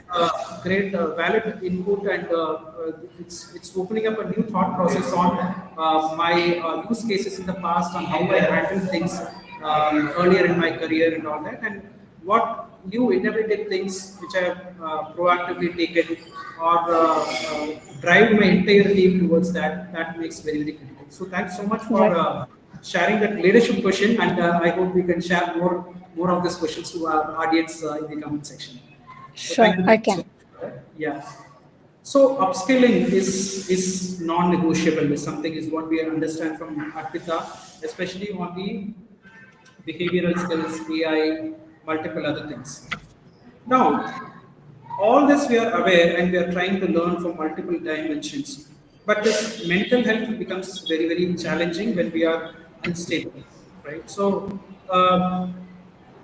I want to learn from Mr. Sandeep, like he's bringing decades of experience seeing various tech layoffs, recessions, multiple other things. Every decade has one recession, is what I've seen. I've seen 2007, 2008, one recession, and 2001. Now I'm seeing one more. So three I'm seeing. But with his age and decades of experience, he could have seen multiple things. What I understand from what I wanted to understand from Mr. Sandeep is like how this professionals has to maintain their health, mental health during this prolonged job search, because the job search is not something, okay, today I got an interview, tomorrow I'm joining, right? It takes minimum 15 days to up to 90 days. Like Kumar said, he's like 1 year he was chasing multiple things. So it's a huge time where we have to prepare our mental health. So how do you see this kind of thing, and what is your suggestions? Uh, Kumar, in times where there are mass scale job cuts, layoffs, and what's happening today? It happened in 2008 earlier, right? The employee community is impacted at the mental level. Insecurities creep in, they start doubting themselves. And it's not only the employees, it is their families along with them, which makes it a huge, huge burden on society and a huge devil which needs to be faced. Now, whenever we talk of health, there are three dimensions. Number one is preventive, number two is diagnostic, and number three is curative. So I'll answer your question at all the three levels. You see, layoffs and job cuts do not happen overnight. If you're mindful, if you're aware, if you are participated and involved, you can see the writings on the wall within the organization that something dramatic and drastic is going to happen. Now, the moment you see that thing, rather than putting yourself on a pedestal that it cannot happen to me, which a lot of people do, they are like the pigeons who would close its eyes and says, oh, I can't see the cat will not see me. It can happen to anyone. And you lose jobs for the most stupid and foolish and unconceivable reasons. The HR guy might not like your face, and he'll say, okay, I don't want you. But that's the way human mind works. Okay, so the first and the foremost thing, I'll talk in terms of a formula, in terms of steps. The first and the foremost thing is accept that job cuts and layoff is a natural phenomenon of the employee ecosystem or the job ecosystem. Again, I'm talking of the ecosystem. Once you accept, the second question is, can it be me? The third question is, if me, why me? Identify. Okay, look, where are you falling weak? After all, it's not 100% layoff. Only a percentage are being laid off. Why are you not in the bracket or the category which are being retained? Now, this why becomes a turning point, because if you can identify the why properly, it gives you hope. You understand, look, I had fallen short over here, and this is the reason.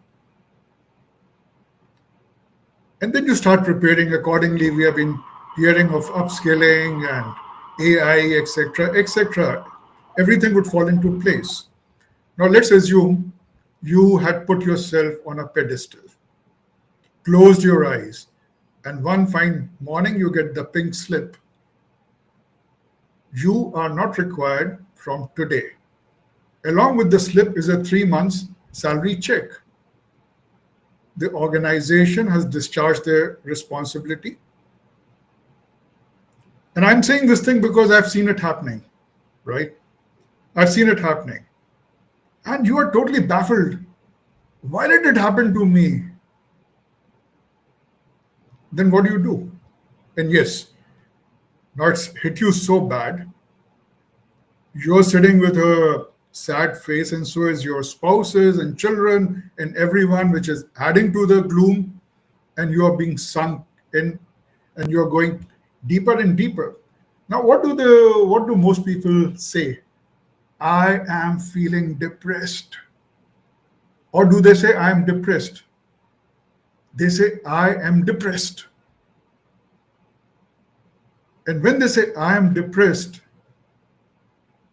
I would like to tell everyone who says I am depressed, man, you are not depressed. You are only experiencing depression. You are not depressed. You are still the same person, same capacity, same potential, same skill sets. You are only experiencing depression. When you switch on the AC and you feel cold, what do? You manipulate the temperature and your experience changes. What you've got to say, I am experiencing depression. Experience can be changed. Now, how do you change your experience? Simple formula, DMSR.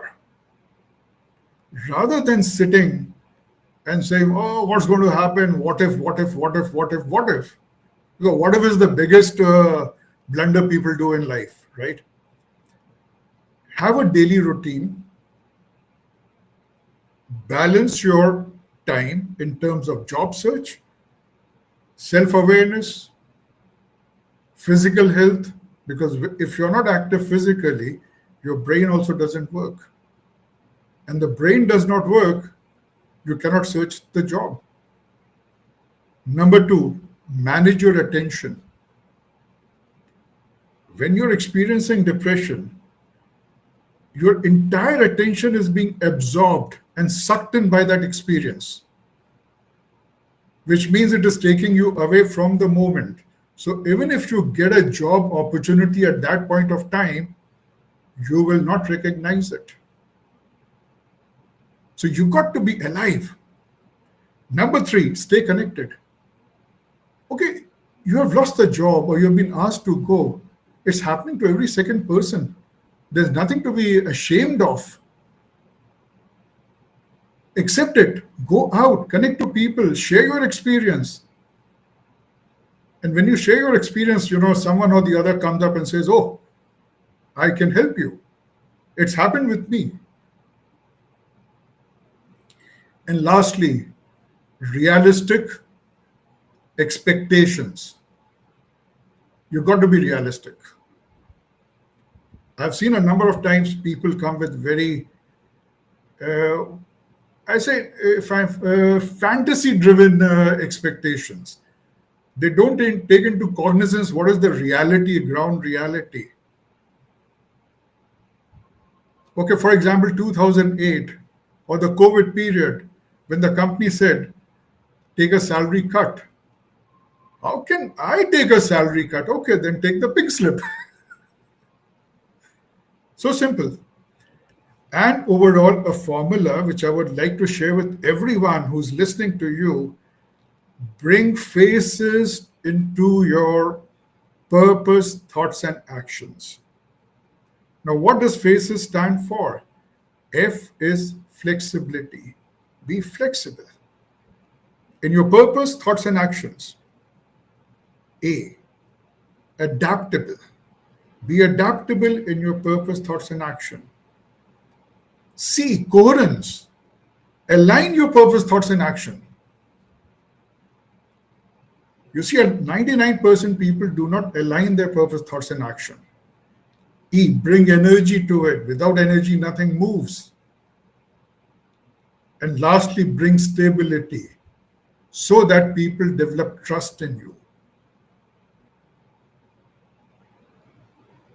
So I hope that answers your question, that even before you get laid off, how do you need to prepare? And once you are laid off, what steps you need to take? So this So was that is not an answer alone. It is a golden statement of the framework which you have put forth to the entire audience and even panel members. Because I mean, you started from preventive, diagnostic, curative, and first and foremost the acceptance. When the instability goes, it is because of non-acceptance that okay, how do they lay me and immediately think of our financial crunch, all that. That is because the problem of acceptance that which is practical that we may not have. Okay, even I may not have, any other people may not have. But slowly we'll have to sit down patiently, understand what is happening, and then move towards the next step. And you also talked a wide variety of questions like, can it be me? Like everybody thinks, oh, okay, layoff is happening for that sector. So my job is very very safe. So tomorrow something happens in my own domain of automation and other things. My job is also a question. So the guys, I mean, whoever is hiring and all that, and they offer pink slips to various employees and other people. But what is about their job? I'm asking the HR people here who are hiring here, like who are offering pink slips to various people. Do you realize that your job is also on stake where when this kind of a sector-based changeover transformation is happening? That is where we will have to think. So I think that's a good insight which you have brought for a brainstorming where I feel like I am safe, but in reality it may not be there. So that's one question. And if me, why me? And identify why are you failing? I mean, where are you feeling weak? I mean, that's huge realization which everybody has to work upon it and brainstorm to understand. And the huge element which you also spotlighted is on networking, staying connected with multiple people so that we don't feel isolated and helpless in the entire situation.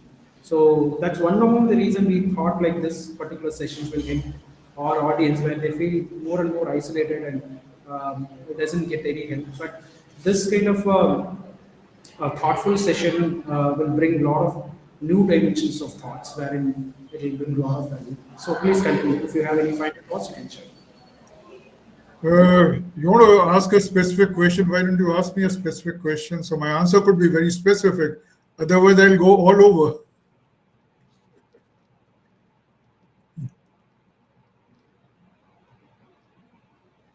So one major question is like how important is the counseling and coaching sessions for this particular people when they are in this kind of a dilemma, and how what kind of impact it will create in the coaching and counseling, because you've been in this space for a very long time and you're giving lectures and guest speaker in various forums.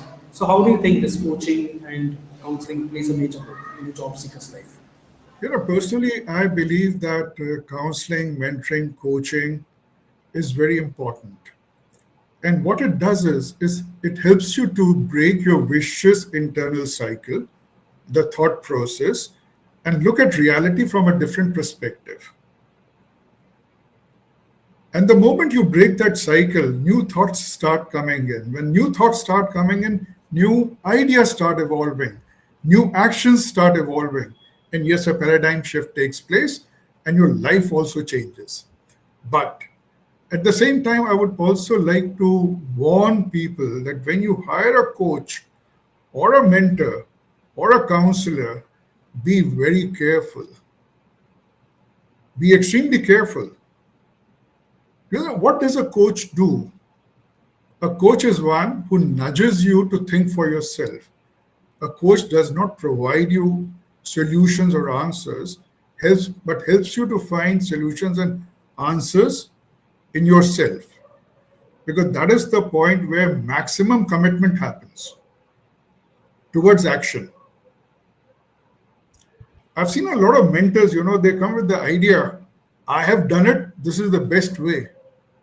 Man, we are human beings. One size does not fit all. Yes, the times have changed. I experienced that in 1985. Today is 2025. How can you import the entire thing? But the mentor or the coach would say, no, I know this is, this is it. And counselors, per se, a number of times they get into the therapeutic or the therapy mode. You see, and this is my totally personal belief that human mind is a highly malleable thing, and it can be trained, it can be perfected, and it is like a sponge, it absorbs everything. So the source of information which is coming in, that kind of a coach or a mentor you're hiring has an impact on you. I'm saying impact. You've got to make sure that the impact is positive, not negative. It is as simple as that.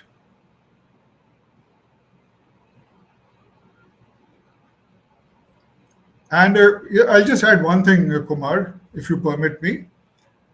Before saying yes to anyone, pick up the phone, speak to that person for half an hour, 45 minutes, speak in general, be mindful of the choice of words the person is using, the questions he or she is asking, and how does the person makes you feel. Are you comfortable? Are you feeling connected? Or it's merely an intellectual discussion? If it's an intellectual discussion, say no, no, no. If you're connecting at the heart level, even if the person has got much lesser degrees or certificates than the other person, or is lower in terms of experience and number of years, please go with the person who's connecting with you at the heart level. So that's it, Kumar. Huge, valid input. I think that's a very valid point you brought in. Like all the subject matter expert and therapeutic kind of people may not be a coach because they are falling into a different solution, pain point solving altogether. But this is a completely different dimension where we suffer from various ailments. So I think people may not have the understanding of which is a technical mentor and which is a life coaching or job hunter, those kind of a coaching. So it's a very valid point where you brought into a space of dimension of thinking, selecting the right coach who can ask you actually a lot of questions, and it is not more towards action oriented. That's a very valid point because in our own industry also people come with a lot of expectations that okay, I have to achieve this particular goal, and this guy will transform me to X place to a Y place, which may not happen because the expectation setting itself is wrong. So that understanding expectation setting is very critical when we are getting into a coach kind of a model, where each one's role has to be properly understood before even onboarding and getting into an action items, which is very valid. And the final point, what you have mentioned is impact. What is it? What you said? Impact is not non. I've written, but I'm not able to understand my own wordings. Okay, that's fine. Okay, the last point which I made, Kumar, was simple. If you're connecting only at the intellectual level, okay. then say no. Look for a person with whom you connect at the heart level so that you can really open up without the fear of being judged, without the fear of being assessed. Because unless and until you share everything, like you share with the doctor, the coach can do nothing, or the mentor can do nothing. That's it. And that's the level of comfort level is required both the ends, so that there is Yes. no judgment, because of fear of judgment only people are not asking for any advice in many of the cases. Not And only it's the for duty of the coach also to inspire the necessary confidence true. in the coachee that whatever he or she, shares would be confidential, would not be shared. The person is safe. And the coach True. needs to demonstrate that. True.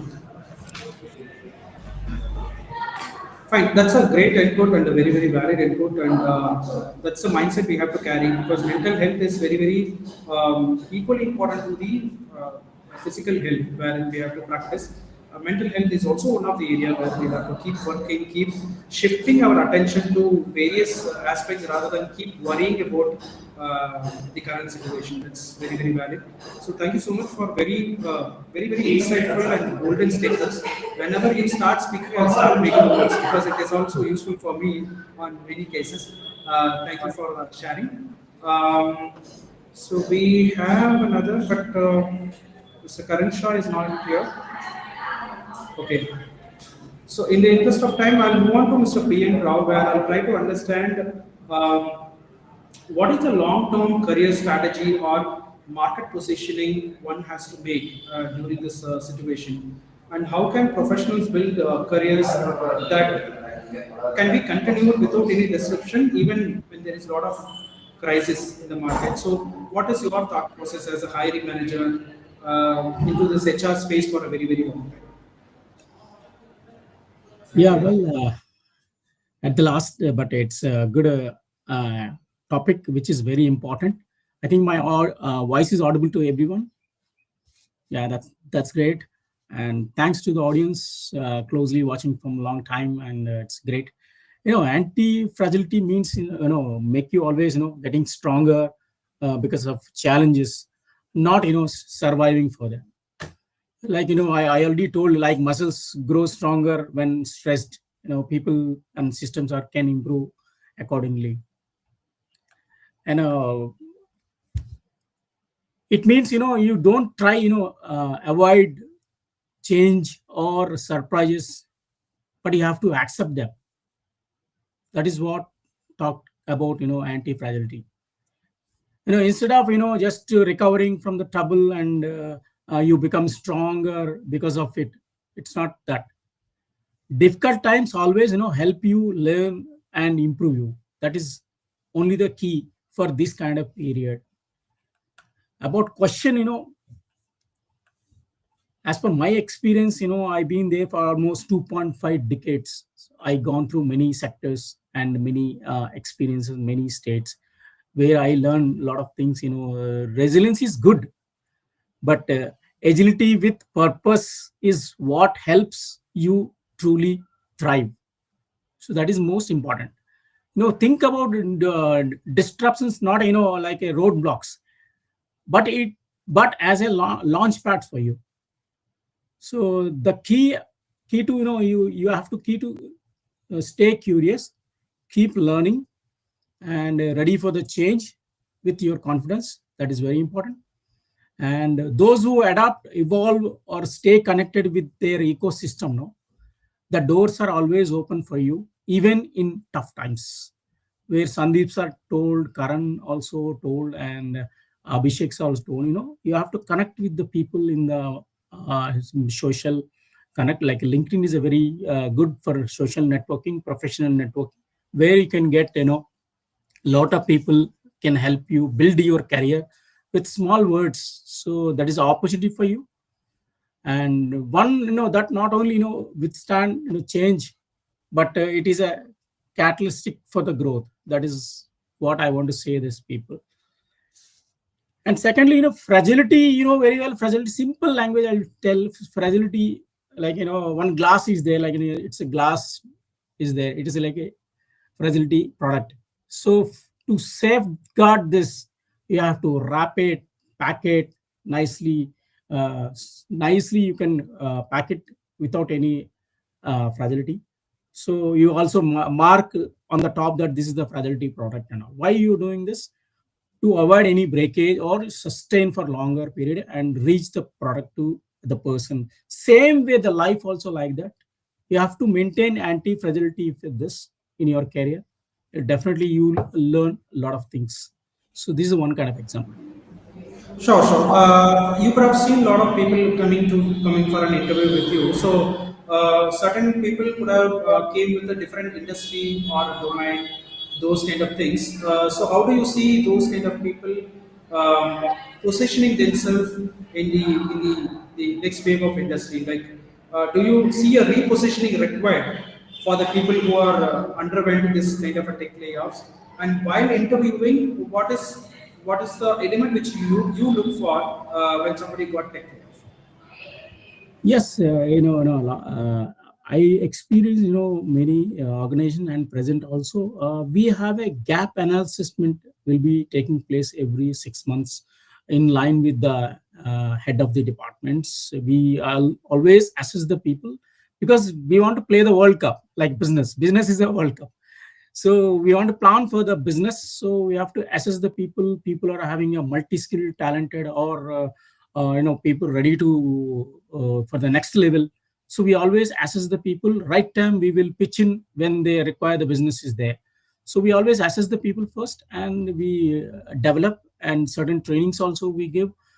We also have almost 3,080 man hours spent for trainings, and we also tie up with Udemy, Coursera, and LinkedIn Learning also there for all the employees. We can develop free of cost. That is also there. Apart from that, we have regular trainings also there to people can develop, and they can make portfolio, and then they also open to come for new challenge. We also give opportunity for the employee.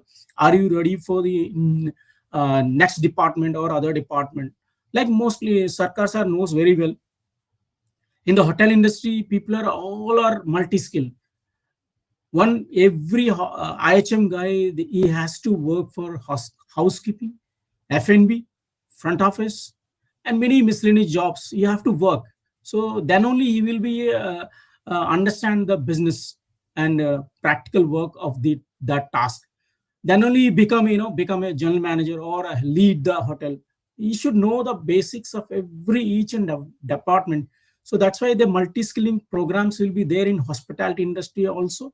Same with now manufacturing also started, because things are changing and moving. We need a multi-skill, like in a sport language, we need a batsman, bowler, fielder, everybody, because that's a concept in the people in the mind. So that's where we develop the people in our organization. Diversifying your career does not dilute your brand.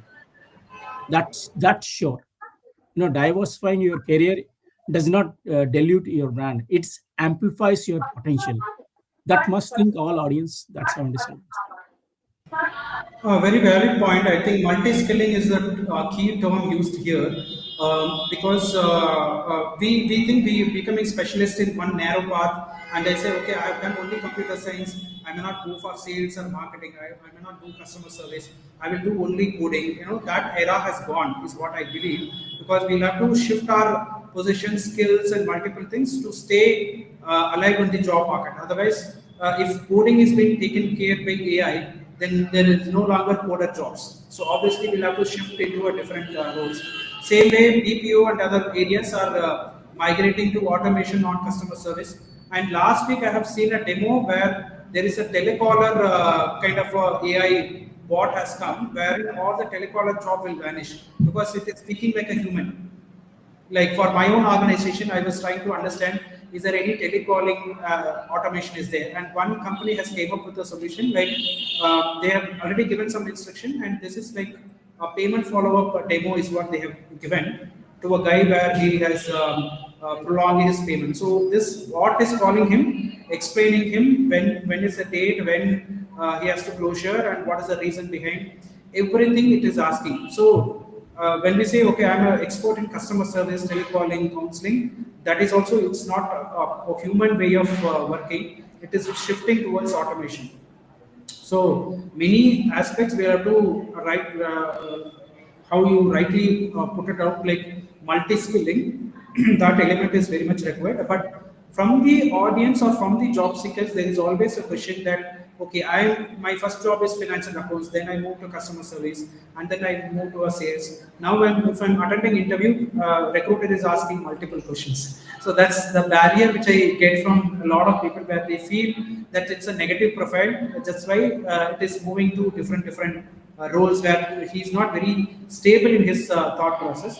But I think the dimensions has been shifted that, okay, in this scenario, we'll have to adopt to people who can deliver that skill rather than shifting those kind of things. So thank you so much for very valuable input, and I've taken this multi-skilling as a key factor in your conversation. So thanks so much for this huge insight. Do we have Mr. Karan Shah here?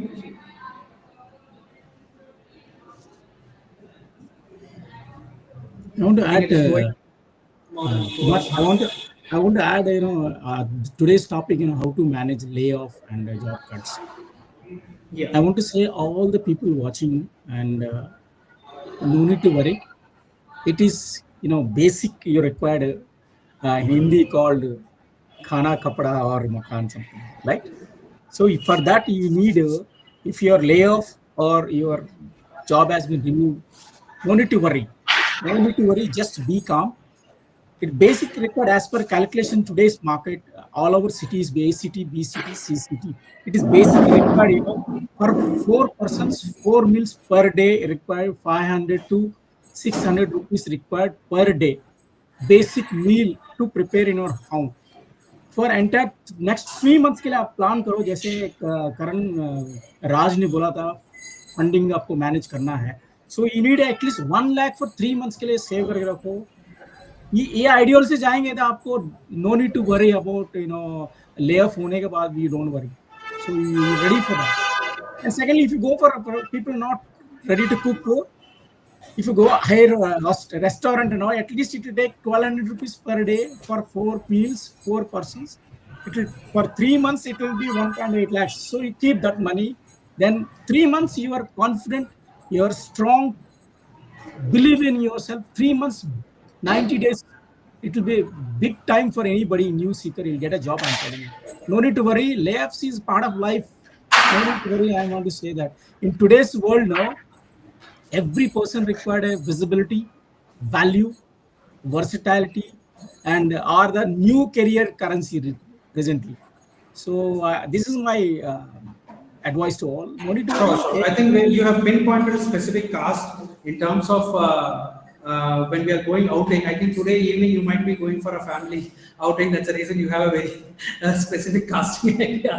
So I'll not waste your much of your Sunday's time. I can understand indirectly that that is what you're waiting for. That's huge value, and definitely from the job seekers market, the expectation or complaint what they have is, like when we are giving into my resume is coming with a different role profile that appears to be a negative profile.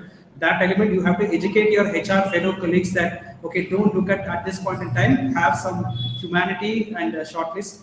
And people whoever is watching here, Mr. P. N. Rao will accept your shifting of different roles in his company. If it is okay, then from there we can take it up. Yeah, thank you so much. Mr. Karansha, we've been waiting to hear you. It's been time, and the final discussion what we have today is the strategic job search in terms of this kind of a market. So, what are the most effective job search strategies in this specific layoff-driven market? When you see when being into HR space, you could have seen a lot of people coming to an interview, resume shortlisting, offer negotiations, salary negotiations. So, what are the kind of job search strategies you suggest to the audience? Yeah, GS Kumar, I am very thankful for the members and they already shared many things on that.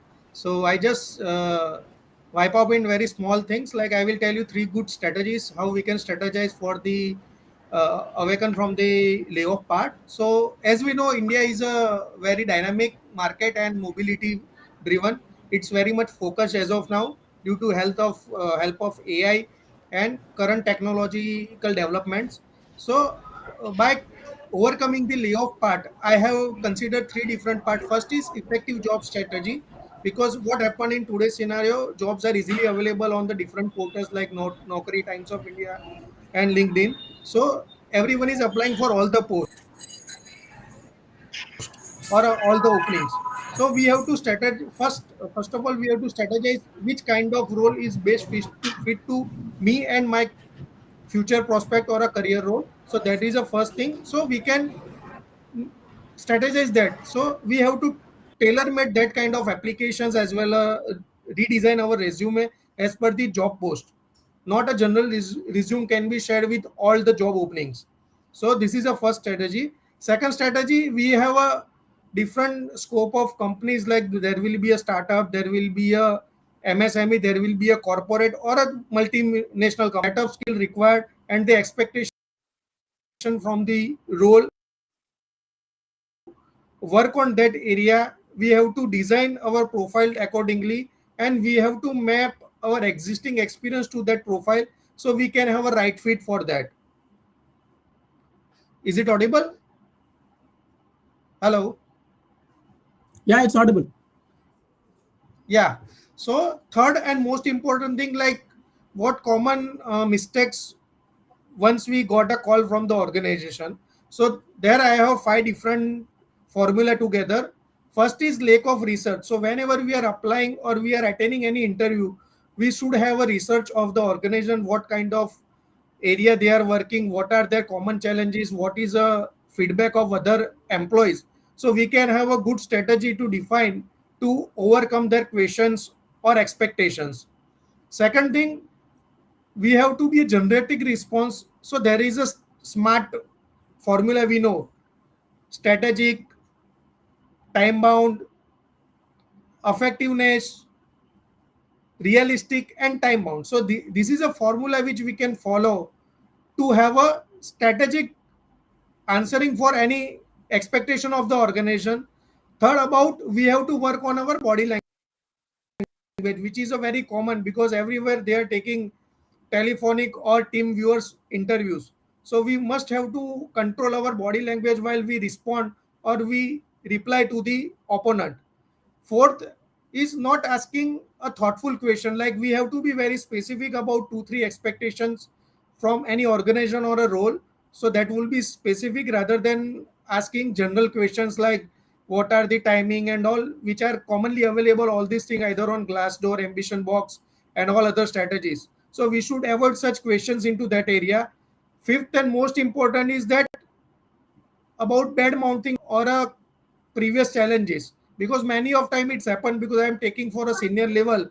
So when we ask why you wanted to join immediately, or you are looking for a better role, so many of times they cover that it is a bad amount of previous role or a boss or an organization. So we should avoid such bad mouth practices into that. A very, very valid point, Mr. Karan. Meeting day in, day out, a lot of people, you have got the practical elements which you have captured from the audience. The very valid point which you have told is not asking good, thoughtful questions.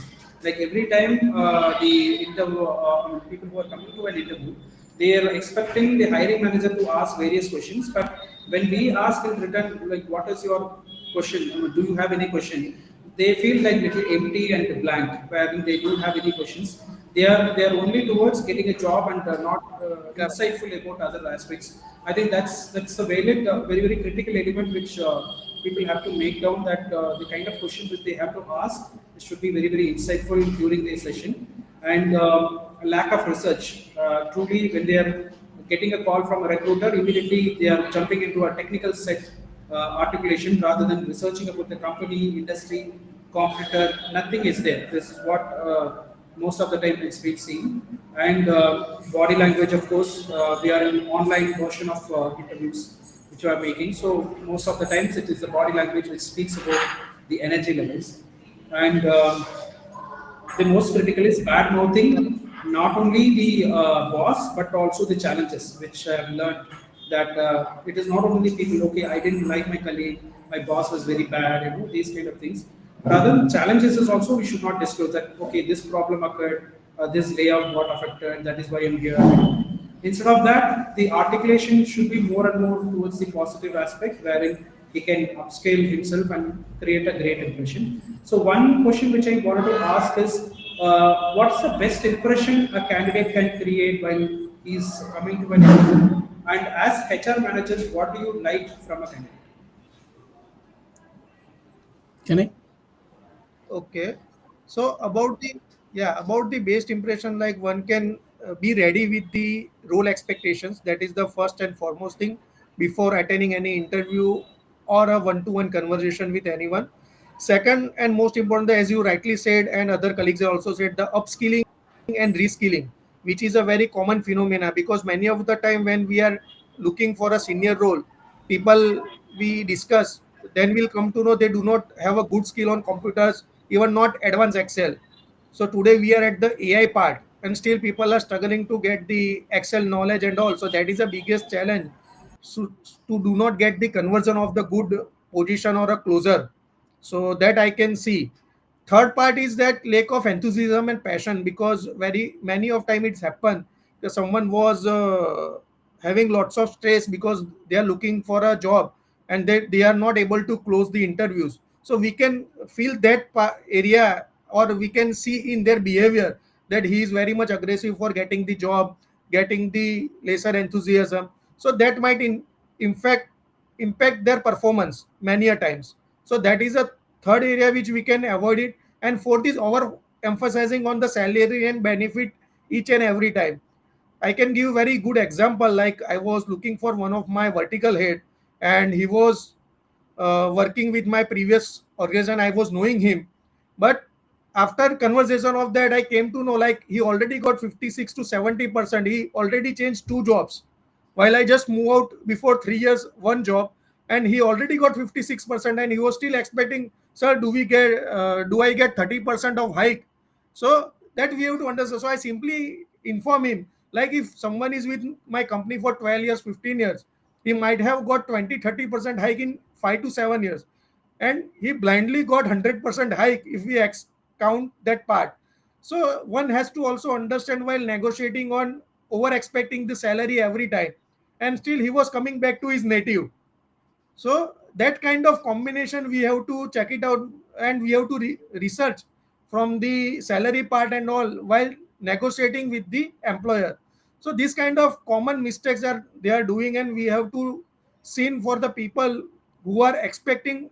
See, salary is not a part, because if even our employer knows like old person is at around 12x cost, like someone is coming at a 14x or 16x. So that kind of expectations are always there, that everyone is looking for a better role, but they should align that kind of skills and roles along with the hike. So that area is missing many of the part or many of the role where we are looking for someone to hire for general manager, we target senior manager or AGM.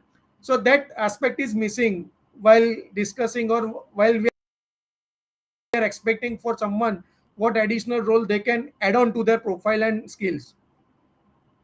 Thank you so much. In the interest of time, we'll conclude this particular session because it's more than 3 hours. I don't know the audience whether they got the right insight, but future audience will definitely have this huge session, which is recording available on YouTube and LinkedIn. where I'll post the link in the comment section. People who are watching, they can take up those kind of elements. And whoever wants to have the realization of where they do stand, they can download this free job assessment form from this scanner. You can take a scan and then you can download that form so that you can get a reality of where do you stand and where you have to scale up. Let's go back to Ramya and you can give your 60 seconds concluding promising remarks for the audience who are got tech layoff or job cuts. What is your final suggestions and advice to those people? 60 seconds. Okay, I'll just keep it within the time first of all, because like obviously we are moving beyond the time. Okay, so to give a final conclusion, like based on all the insights which I got, is like you just be prepared for whatever which is happening, because like no job is permanent. So we just need to get prepared for all, and more must important thing is try to learn new things always, because like the skills like AI or whatever it is like in boom now. So try to adapt yourself for the latest technologies and the trends, so that even if you're facing layoff also, you can handle it boldly and bravely. That's it. Thank you so much for joining Ramya. Huge insights. Thank you so much for spending 3 hours, 4 hours for us Sunday. I hope you have a very busy Monday next morning, but still you are spending your Sunday for our audience. Thank you. Thank you for having Thank you me. so much, Kumar, and thank you so much for all who stayed for this much long. Either it might be the audience or even the panelists. Thank you so much, and I got so many insight from the co-panelists as well. Everyone's insight was too good, actually. Thank you, thank you. Dr. Abhijit, your Thank final you. advice, 60 seconds. Yeah, first of all, thank you so much for this opportunity, and it was really an engaging session from both the side, from the to say, layoffs are intimidating. If you take it as a boon, or if you take it as a signal of change, definitely, you will be able to move towards a better future. Don't take it as a punishment, or don't take it as a, something which is going to demotivate you, because that's the time you need to be more powerful, more stronger. Time is evolving. You are in a workplace wherein you are working with, multiple kind of people. You have Gen Z, baby boomer, Gen X, and Gen Z. So you need to be ahead of trend, and technology is going to evolve. So if you are not, flexible, or if you are not adaptable, you are definitely going to struggle. The more the, adaptability you show, the more eagerness you show, the more curiosity you show to learn, the opportunity is not only plenty, but it is going to be promising and remarkable. And one single note for me, for the mentors: please keep your team member, ahead of trend. Recommend management for their constant learning, unlearning, upskilling, and also the employees who feel that by particular training they are able to add further value to the organization. Do come ahead and speak to your mentors, bosses, and HR.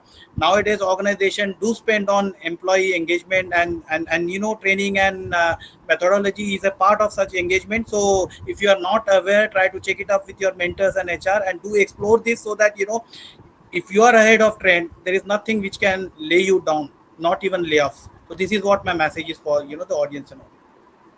Superb, superb. Thank you for spending your valuable time. You are attending, giving a lot of lectures to the audience, free of cost to a lot of colleges and communities. That's the reason I wanted you to have this part of session. We had a very, very great learning. Thank you so much for that. Thank you. Moving on to Mr. Adarsh, what is your final conclusion remarks for us? Thank you, Senthil. It was wonderful spending time Sunday afternoon with all of you guys. I learned a lot. My last sense is that three things. One, be aware. Be aware about what you are, what's the context that your family is in. Be aware of what you wish to be in the next 3 5 years time, and plan accordingly. Therefore, you discover the community very strategically and tactically. And then once you find the right community for yourself, invest in that community, invest in working or demonstrating what you can bring to the community. Uh, and very importantly, continue to invest in yourself. I don't think that should stop at any point of time. Thank you. Very, very practical points. Thank you so much, Adas, for spending more than 3 hours on a Sunday. Gratitude. Mr. Kamal Raj, what is your final conclusion? Yeah, thanks, Kumar. This was a wonderful session, learning from everyone. I would just want the audience to master playing these 5 games. It's going to be kind of summary of what we heard. One is mastering the finance game. Another is mastering the interview game. Heard a lot of tips from Karan. Thanks for that. Mastering the networking game. That's the third one. Mastering the self-marketing game without being untruthful. Right? We just have to highlight what we are good at in a truthful way. That's the self-marketing game. And mastering the learning game. If we master these 5 games well, we will mostly not get laid off. Even if we get laid off, we will be able to handle it very well. Thanks for the opportunity, Kumar. Superb. That's wonderful. And thanks so much for spending 3 hours in spite of having a very busy schedule working on various projects. Grateful. Moving on to Mr. P. N. Rao, what is your 60 seconds final conclusion for the audience? I would like to say all the audience and everyone, it is very important. Stay adaptable, stay visible, keep learning, keep evolving. Every challenge is a gateway to grow stronger and shine better. And finally, love yourself as a candidate, as a interviewer, whoever. First of all, you're a human. You love yourself. You will get everything. That is what my message to all. Thank you, thank you. That's very, very kind of you. I mean, once we are out of job, we start hating everybody and everything, and including ourselves.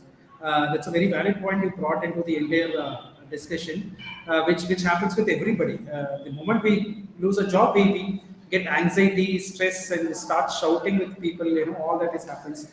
Making that element very calm and patient, moving in a right direction is very, very critical. Thank you so much for spending very, very valuable time, and in spite of having a very, very busy schedule last 6 days, and we have kept disturbing you on the sections and comments and all those things, but we have been very kindful on having accommodating all this session only for the job seekers. You have came here and shared a very, very valuable session. The time investment which was given is very, very golden time. I respect all your time in terms of, especially on a Sunday. So that's very, very critical. Thank you so much for giving this time, Mr. Priyanka. Concluding with Mr. Karan Shah, what is your final remarks? You have already given golden statements, but still a final 60 seconds. Yeah, thank you, GS and co-speakers. So I will tell 4 different things as I told earlier in very synopsis. First is focus on versatility and the impact of the technology in your day-to-day activities and your work ethics. Second and important is emphasize in solving for everything, because problem which doesn't have a multiple solution. So we have to focus on most eminent solution to come out of that challenges.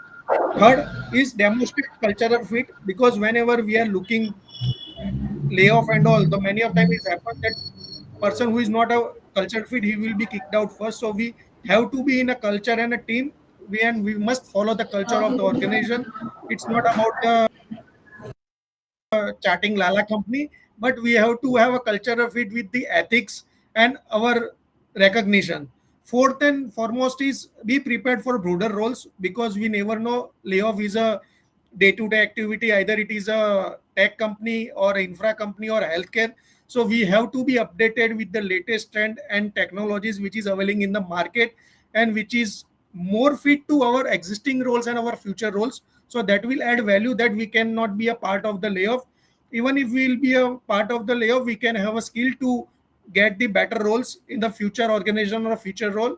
And I'm very thankful to GS Kumar and other speakers once again.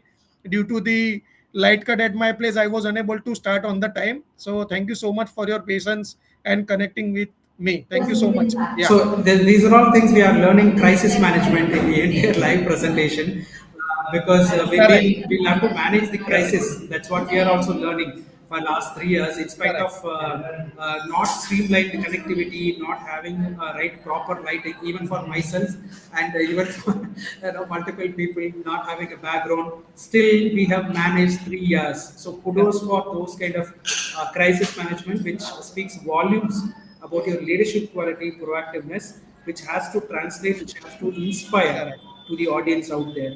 So thank you so much for spending all these 3 hours and have a very, very wonderful day. For the audience, if you like this videos, please do repost to the people who are into layoffs.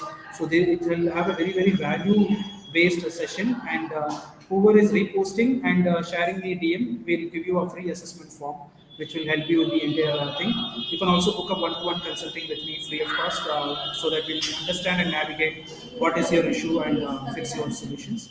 So thank you so much for joining all this session, and looking forward for our next session, which is going to be a career break is not a career stop.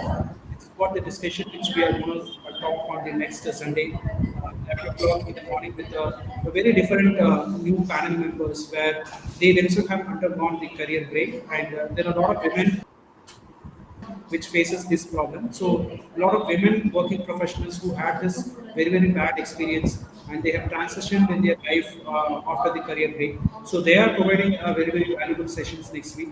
So hoping I would love all the audience to participate in the next session as well. Whoever is watching on the YouTube little later point in time, you can be alert that next session is on Sunday 11 o'clock, so you can be a part of this.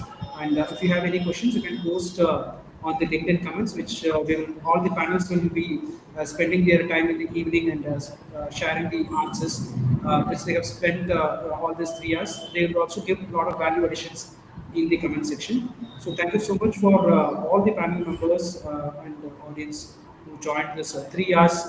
I would say it is a masterclass rather than a round table, where we have everybody has learned new things in last 3 years, which cannot be subscribed from LinkedIn, Udemy, or Coursera. It is all bringing from a life experience. So thank you once again, and have a lovely day. I'm closing this live session. Thank you. Thank you. See you. Thank you. Thank you.